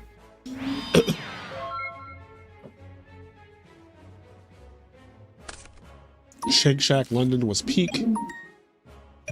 So like me personally, the fries that I like in the States anyway, McDonald's has amazing fries, obviously. Like McDonald's is like one of the gold standards for french fries, and we're not about to sit here and lie. I feel like McDonald's is the bar. Yeah, they set the bar. They literally set the bar. McDonald's fries are amazing. Checkers fries are amazing. I do think Chick-fil-A waffle fries are pretty good, but they are like, so I can only eat them with ketchup. I will not eat their waffle fries without ketchup. Like, I don't even like, with my Chick-fil-A, I don't even like going in the bag and eating my waffle fries before I get to like a place where I can sit down, because I really like to eat them with ketchup. They taste really good with ketchup. I just don't like them out the bag. McDonald's fries out the bag are crack. Checkers fries out the bag are crack. Five Guys fries are really good, although they're very, very, very greasy.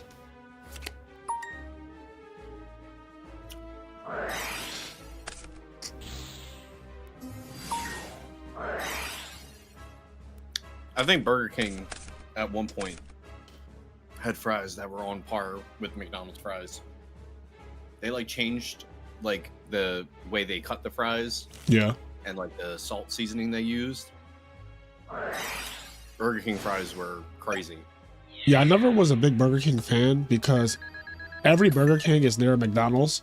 So as a kid, I just always went McDonald's, and McDonald's just, like you said, the gold standard. McDonald's is just the gold standard when it comes to French fries.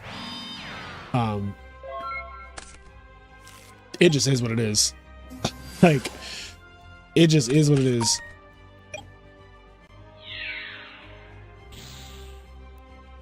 I'm not dipping my fries in Polynesian sauce. Like, tomatoes and potatoes go together really well. So French fries and ketchup is just like a normal American thing. It tastes really fucking good together. And this is not really up for debate. Like, I know people got all fancy in the last couple years with discovering like sriracha and shit like that, but like my French fries, yeah, I don't need to like douse my French fries in some new sauce. French fries with ketchup is totally fine. Like, we do not have to reinvent the wheel. We just don't have to reinvent the wheel here. All I want to know is like, what do you consider like your top French fries from a fast food joint? Henzo, nice to meet you as well. You were one of the judges. My biggest problem with Burger King is you can get 10 nuggets for $1 and you can't convince me that's acceptable. Okay, convenience. I think it's convince. Yeah, I do find it scary that 10 nuggets is like nothing at Burger King.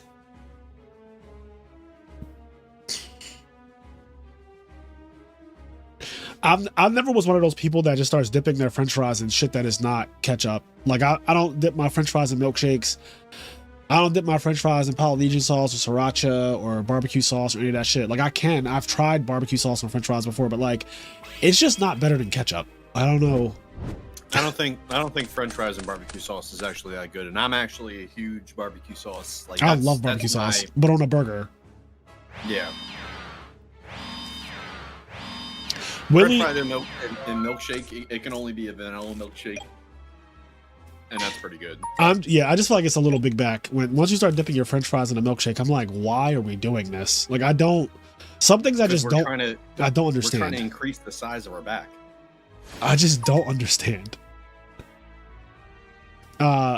Willie Beeman said if Five Guys could stop serving limp ass fries, they'd be elite. I agree. I like Five Guys burgers. I think their burgers are really fucking good. But their French fries, while they're more acceptable than they're more acceptable at Five Guys than they are at In-N-Out. But they're still like way too greasy. So then you run into this opposite problem where the texture is also bad, but for a different reason.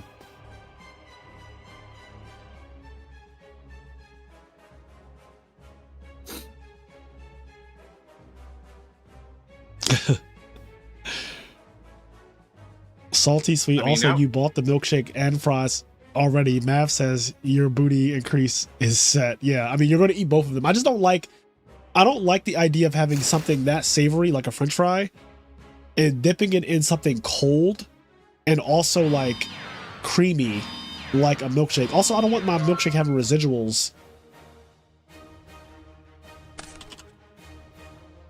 I think outside of the French fry game basically being like super solved by McDonald's for the most part, does anyone else feel like that, like everyone just kind of gave up on the sauce game? Because I feel like Chick-fil-A sauce is just like, it's just put everyone 6 feet under. I don't feel like anyone even tries. Like it's been solved. Yeah, like I feel like no one tries. I feel like everyone just kind of was just like, well, that was one go and I'm done. The problem is the consistency. No restaurant ever serves the same fries every time. They are cold or fiery, old or new, just inconsistent all around. But McDonald's fries, if served brand new, are goated. Yeah, McDonald's fries, if you get a fresh batch, are extremely good. I've had bad McDonald's fries, obviously, like everyone else in this chat has. And the way you get bad McDonald's fries is if they're at the end of a fucking change in the oil, they are terrible. You could tell they're bad because they're dark. They like, the fries normally are supposed to be like golden brown, like a light golden brown when they're good. What the hell? Thank you for the $100 donation, Ray Sean Ledet. For your work ethic, also as subjective as it may be, I'll be looking at some people's taste buds with a side eye. Their ratings be off. Prime McDonald's was the GOAT. Yeah, I agree, King. God damn. Thank you for the $100 dono. Ray Sean shows up, donates $100 like every once in a while, and then says his thing and disappears. I love it. Like, I do wish that you interacted a little bit more because you've donated a lot to the channel, and I appreciate that. So just want to say that. But thank you. What was I saying? We were talking about McDonald's, I think. Yeah, McDonald's is the gold standard for French fries. Like, I don't even eat McDonald's. It's funny. I stopped eating McDonald's a long time ago because, it just like I don't want to do TMI here, but like, it just did things to my body that were unacceptable. So I stopped eating it because my body does not agree with McDonald's, and I just stopped eating it. It tastes amazing. Like, I will never deny the taste of McDonald's is fucking amazing, but I cannot eat that shit. I can't. When I hear some people, especially when they try to go really hard on like McDonald's and healthy, like, yeah, we get that. Yep. But then when people try to say that McDonald's like doesn't taste good, I'm like, okay, hold on. Yeah, like, let's not lie. It's like legitimately one of the most popular foods on planet Earth. Yeah, no, like, it might be the most popular food on planet Earth. You know, every country I've ever been to has McDonald's. Yeah. Every country I've ever been to, and I've been to a lot now, every single one has McDonald's.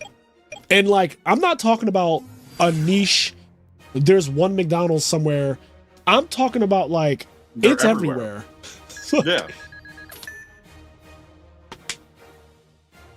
Like, I just don't know what to tell people that like try to super uber hate on McDonald's. It's because it's popular. Objectively, it tastes good. Yeah, it's because it's popular. One of the things that people tend to do when something gets too popular, the cool thing is to like go the other way and like hate on it. And I get it, because In-N-Out is popular. Like, when I go to Cali people, they fucking swarm it. I mean, here's how I feel about it. In-N-Out is like your normal superhero. McDonald's is like Omni-Man. And Omni-Man will destroy In-N-Out any day. He will That's just all I gotta say. He will episode 1 it. Yeah. Like, you'll be in the HQ, and then McDonald's will come in and fucking plow over your In-N-Out parking lot. You're like, oh, who left this restaurant here? Oh, well. The thing is, none of the fast food places are healthy, so you might as well just get the McDonald's. I think that so while that is partially true, I don't want to say absolute, like, none of them are healthy, because you can make certain fast foods healthy, or choose healthy options at them. My thing is, like, if it doesn't agree with your body, though, and this is a person-to-person thing, if something doesn't agree with your body, like your body tells you or rejects it blatantly, like mine does with McDonald's, I just don't eat it. Like, if I eat a McDonald's burger and fries, my body will let me know that that was a mistake.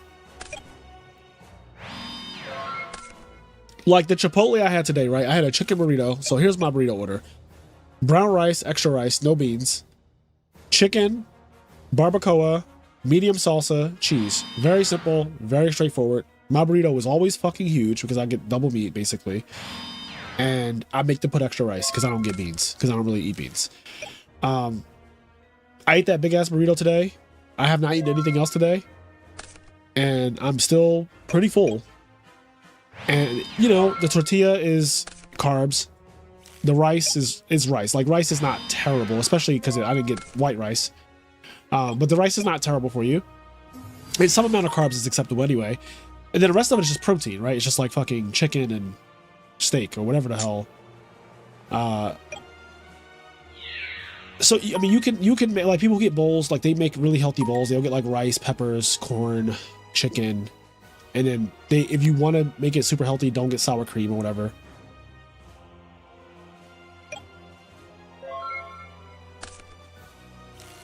The best thing about In-N-Out is the price and the quality you get. I was surprised that my In-N-Out order was like $10. I got a burger and fries for $10. I got a double. Is that what it's called? I think I got a double and fries. That's all I got. And I believe when Nima Apple paid it, it was $10. So that's great. It is pretty cheap. And for what I understand, California is an agricultural state, and a lot of the ingredients are sourced from California for In-N-Out. So it's very fresh, very good ingredients. I appreciate all of that. I do wish that they just attempted to make fries the way that fries are made. Because what they are doing is factually not making French fries the way French fries are made. And I had to read up on, I researched this yesterday. I literally researched why they taste different. And it explained it to me, and multiple people explained it basically, but it was like, they don't double fry them. They don't wash the starch off of them. There's like a whole bunch to it, but they just like, the reason why it's so different from every other French fry is because of, they're like choosing to make them differently.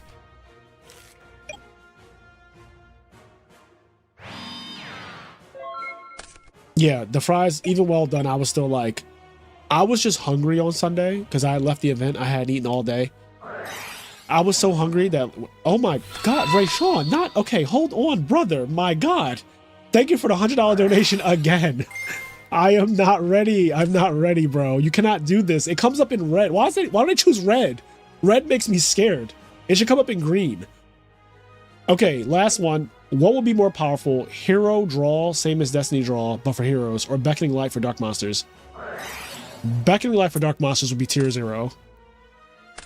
Unallowed. Yeah, hero draw actually kind of sounds bad because there isn't really hero monsters you want in the graveyard besides just using it for Miracle Fusion. At least with Malicious, you can summon a body and like synchro with it or something. But like, hero draw would be a good card, but it would not be more broken than Beckoning Light for Dark. Beckoning Light for Dark, not even close. Actually, I don't think. Beckoning Light for Dark, adding back Dark Arm, is already too much.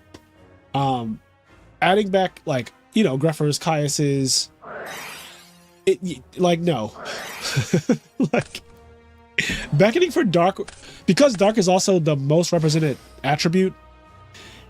It would just be broken. Beckoning Light, Dark World, also that,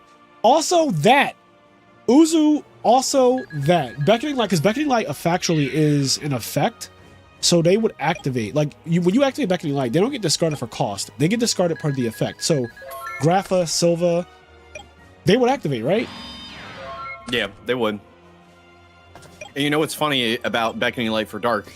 There's a new Gores trick in town. Yeah, there's a new Gores trick in town. Is crazy. They see you got Gores in the graveyard and they start swinging crazy. Then all of a sudden you flip up Beckoning Dark. Oh, it sends? Get Gores right back to the hand. Oh, never mind. Okay, it sends. But even without the Dark World thing, I just think that because Dark is so... There's so many good Dark monsters in Yu-Gi-Oh! A lot of them want to go to the graveyard anyway, which is why Dark Greffer is so good. Having a Beckoning Light to just, like, manipulate your graveyard... Because you'd also... Bro, the Beckoning Light would also manipulate your graveyard for Dark Arm. You'd also just get back, like...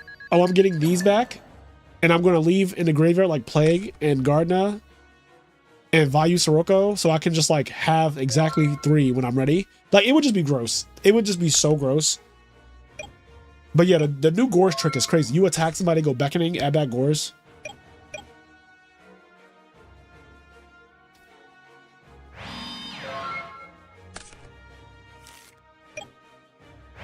Flip Raikou, pop back row, activate Beckoning, add back Caius. Like, Raikou mills 3, mills a Caius. Fuck it. Like, I'll Beckoning, add back Caius.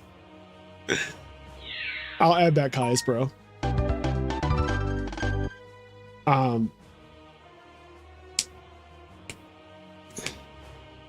You know a card I want to see play? I want people to try... What's the light card that you pay 800 and it adds back a light monster that is banished? What's that thing called? Y'all know what I'm talking about. Pay 800. Yeah, I think you pay life points. Light of Redemption? Okay. I'm like, am I crazy? Do I sound like a crazy person right now? Let me go for my library. Let me pull this card up for you guys.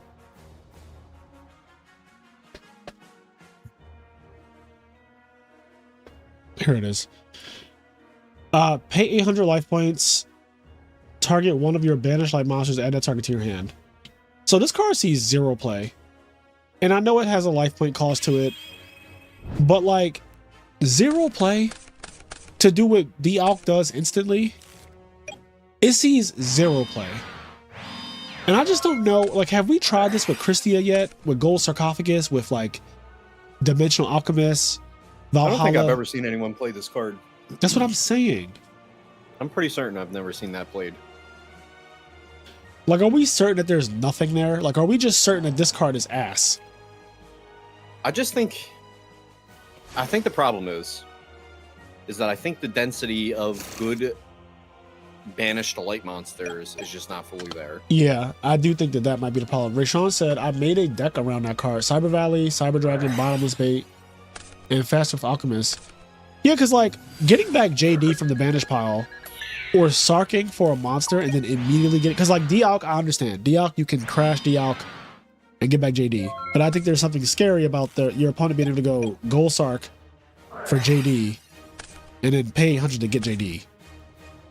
And it's a 2-card combo, sure, but it's fucking Judgment Dragon. I'm willing to give up 2 cards for Judgment Dragon and some life points.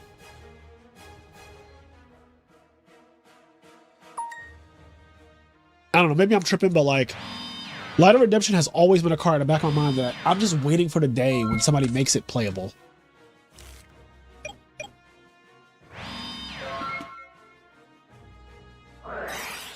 Reusing Fader.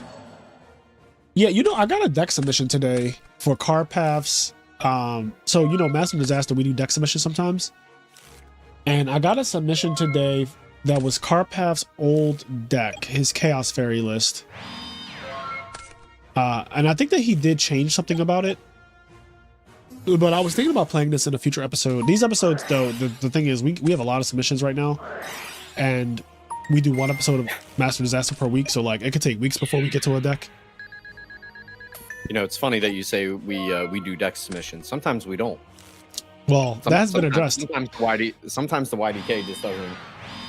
This just don't be happening. I did send out emails to everyone who submitted decks that were not playable because the YDK code was not pasted into the email correctly, or because they just did not include one. They included like a link, which I'm not clicking, or they included just a screenshot of the deck, which I'm not inputting the deck manually.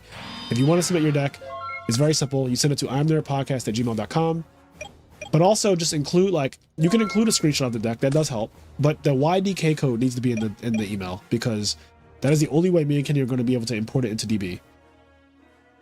So I did email a couple people over, like last week, Stanko was there, but I emailed like 3 people and was like, hey, I wanted to play your deck, but I noticed that as soon as I went to go get it for the episode, the YDK code didn't work because you pasted it wrong, or you just didn't paste one at all. And I was like, I can't do anything with this. And literally all of them emailed me back in the last couple days and were like, here you go, here's the updated, you know, code or whatever. So that's nice, that's good that they can be featured in future episodes.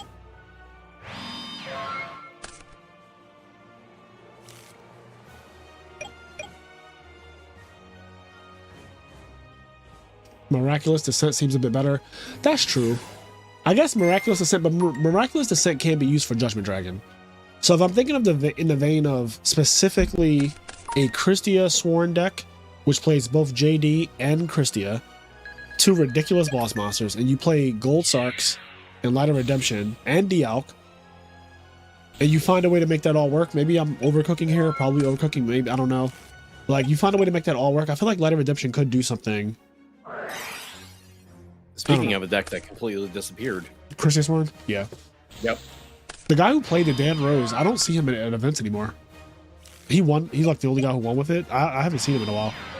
Yeah, did he win an actual Ultimate Time Wizard with it? Yeah, he won the one that I got third at Niagara. Yeah. I was like, I feel like I remember it was an Ultimate Time Wizard that won with it. Yeah, so I actually played Dark Wagner at that Ultimate Time Wizard in 2024, and we played a Hero Frog mirror match. And when I tell you it was not a good mirror match for either one of us, like, we both drew awkward each game, and the only reason I won game 1 was basically I like Ryza looped him when both our hands were bad, And so like, because I Ryza looped him, his hand stayed bad essentially, and I did damage first. So like it was just a race. It was like Ryza you, then he would like Ryza me, then I would Ryza him. And you see where this is going. The problem is I had attacked first. So like you're lower. So if we keep doing, if the game keeps going like this, where we just don't draw new cards, I kind of win. And that's more or less what ended up happening in game 1. And then game 2 was also crazy because like he dropped me to 400. I summoned the Vanity Seed, and it just never left the field. And it was just like he drew like, no lie, it had to be like 7 draw phases, and he never outed the Vanity Seed. And I was shocked, and he was shocked as well. And it was like a nothing sandwich. That match was a nothing sandwich. I felt so bad because that event, I think I could have won that event. Like I have a really bad matchup against Christie Warren, but I feel like I could have won. Because like I've beaten Christie Warren, but it's still a match that is really hard. But my deck was running so well that day or that weekend.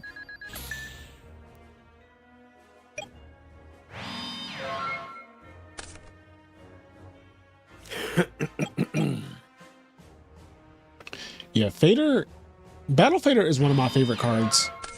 Like period. Because I'm a frog player. I like baiting people into playing all their cards, which Fader is perfect for.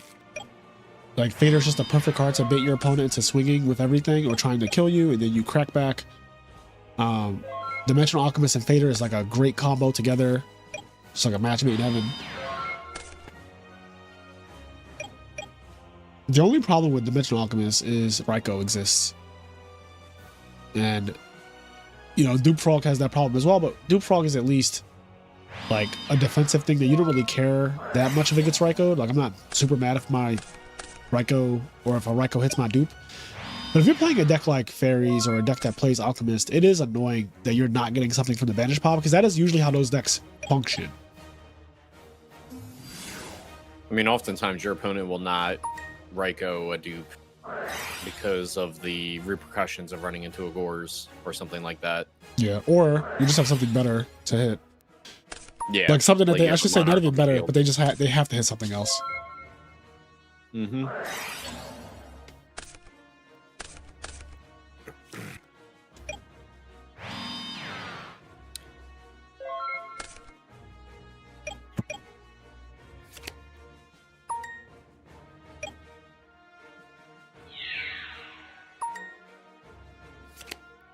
Oh God. The one snowman. Oh, honest. That doesn't do anything, right? I'll be right back. Why did he do that?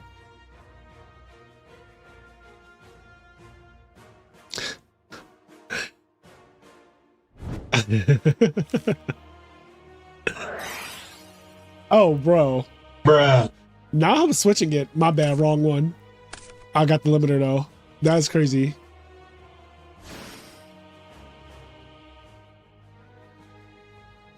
So what happens there?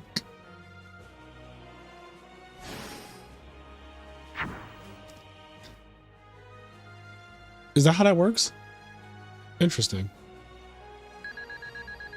Are spaceships considered jank now that they have a top? I think spaceships are still jank, yeah. Especially after I tried to deck out myself. It's still very much jank. And in this format, it's not even like spaceships are not super oppressive in this format. They're not like, oh my God, spaceships running every tournament. Like, it's not like that. They're totally fine.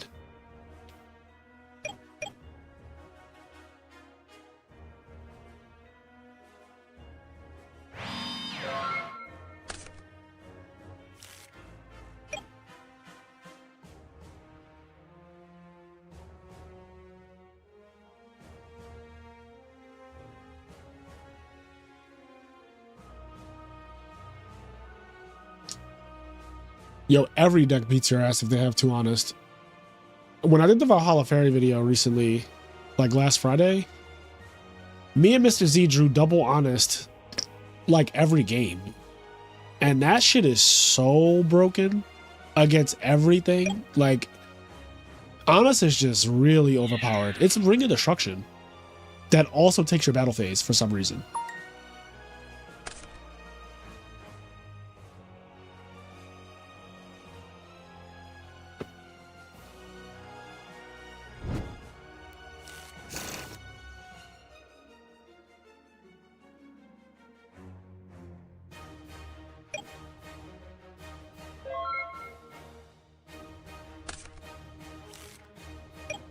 Gear frame, fortress, limiter, 3-card combo, but almost a 2-card combo. Just because gear frame searches the fortress anyway, so, but you still need like something to discard to summon it. But a very easy combo to get if you have the limiter.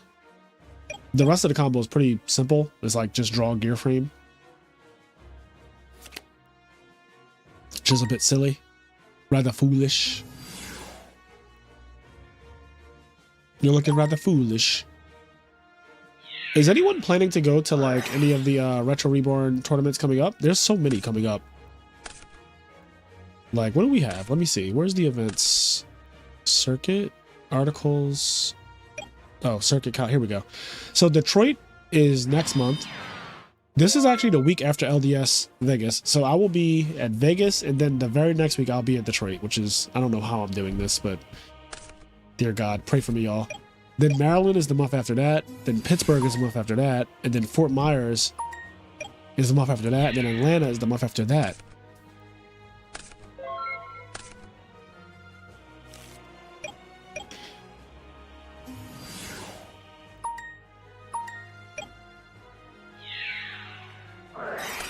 Yeah, Maryland is going to be really, really cool. I'm excited for Maryland. Maryland is also cash. Like, Maryland, they're bringing out the fucking cash for Maryland. I still don't know why I can't see this poster. Oh, here we go. Yeah, Maryland is straight up cash. Like, first place, $2,500. Second place, $1,500. And then it scales.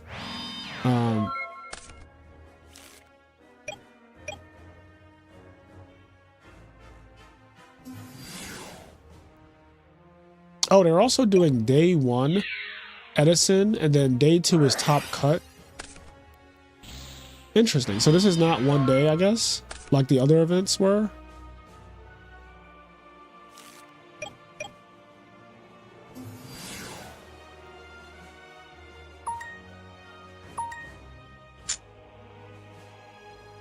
What are your top 3 retro formats besides Edison? I don't have a top 3 retro formats besides Edison. I don't play any of the other ones.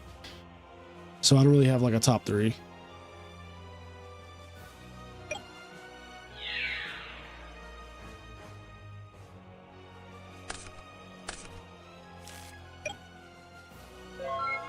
Maryland and Pittsburgh, yes.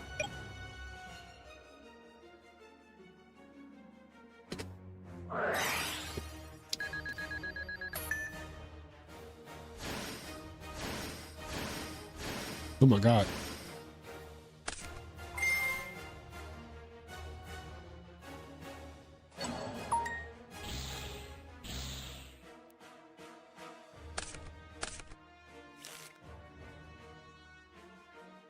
Looking forward to a 32-man GOAT tourney after I win the Edison event.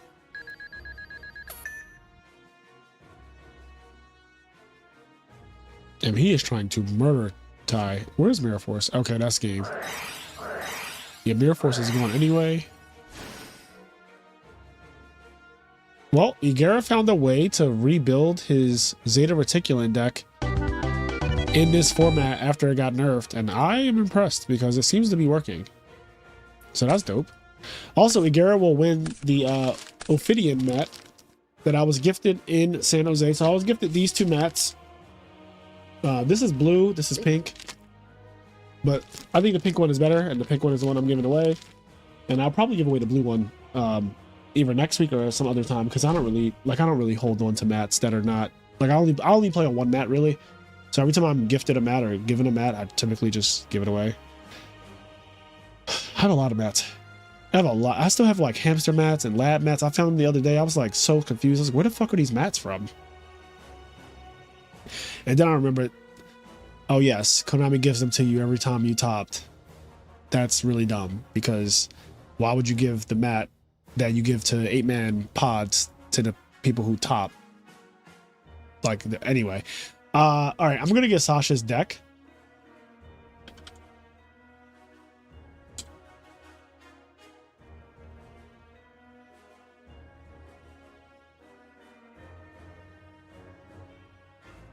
It's pretty early, right? Yeah, it's before 10 o'clock. I'm happy about that.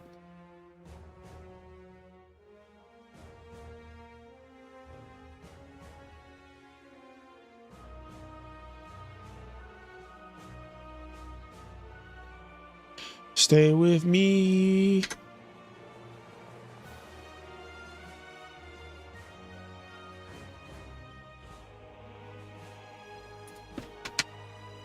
All right.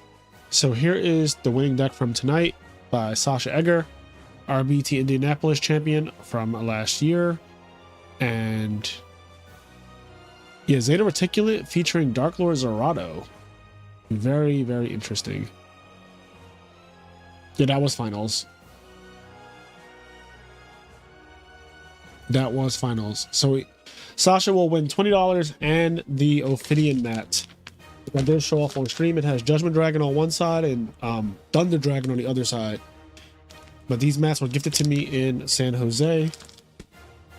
Thank you for everything, guys. As always, I'm very happy to see that the channel is continuing to grow and that we are now streaming live events on the channel, which is really cool. Yeah, we had over 600 people watching at one point. I forget which match it was. I don't even know if it was it the finals? It makes the most sense that it would be the finals, but we had over 600 watchers at once during the finals, I want to say, and that was just crazy. So we're going to continue to try to improve on the production and improve on just everything, the commentary, you know, everything. Calvin, shout out to you for co-commentating with me this past weekend, and that, yeah, it was fun. I had a great time. Like me, Echo, and Calvin, I had a great time doing that. It's really nice. I'm excited for more events. I just have to find a way to get through all of these. There's so many events coming up. I have to find a way to get through all of it. Boomer. What do you mean? Oh, I don't know. I just wanted to say that. Oh, you're an asshole. Go fuck yourself. I just wanted to be difficult. You just wanted to be difficult for no reason? Yeah. All right. So, yeah, there's San Jose is in the past. The next stop is Detroit. Which, can I open this? This is the next stop. So Detroit, May 16th and 17th. This is the week after. This is the week after Vegas. This is the week after LDS Vegas. I like this flyer. The inverted colors looks pretty cool. Good flyer. Also, there's going to be a hat tournament on Sunday. Day 2 main event is hat and goat. So I'm actually excited to commentate hat format for day 2. I think we'll be doing hat as the stream, and I'm very excited for that because I do like low-key enjoy hat. Soul Charge is just like such a fun card, especially for a stream. I think it's like such a hype card. So if you like hat format, if you like Edison format, if you like GOAT format, definitely come out to Retro Reborn Detroit, May 16th and 17th. Should be a y'all gotta show up. Blast. Y'all gotta show up with some Lightsworn rulers. I'm trying to see Soul Charges for the most ridiculous so things. Really good deck in that format. Lightsworn rulers, Mermail, Sylvans if that's your thing, Dragon rulers with skill drain, or Mythic rulers or whatever. Spell books for short. Gear is in that format, right? Isn't that a big one? Yep. There's some sweet decks in hat. Also, this one, the Magileine or whatever. Adulches. Oh, Infernities. Yes, Infernities. I don't know if anyone is going to be there playing Infernities. If someone really good is playing Infernities, though, that could definitely be fun to see. I'll be commentating hat format for the first time, I think. So, yeah. All right, well, I think that's everything for tonight. Sasha, you're going to have to send me your, like, address or send me your, you know, if you have a, what do you call it, a P.O. box or some shit? I don't know. However you want me to ship this mat. Or, what's the next event you're going to, Sasha? Because instead of shipping this, I might just bring this to you at an event. Because I'm going to everything. I'm at, like, every event. I'm basically at every event. You're in Vegas, I'll bring this, yeah, I can pack this. I'm going to pack this. Because I'll see you in Vegas. I will see you in Vegas. Well, it's cheaper. Shipping it is going to be like, I don't know, like $10 or something. I mean, whatever. It's all the same. But I'll be in Vegas for sure. And this doesn't weigh anything. So like putting this in my bag is not really a big deal. But yeah, however you want to do it, I can ship it to you. It's not a big deal. I just have to go to the post office. But yeah, guys. Look at him throwing around your map, bro. That's your prize. Your grand prize. He's just tossing around like a baby. Yeah. Anyway, I don't know. I was bored. All right, guys. I'll catch you all later. Peace.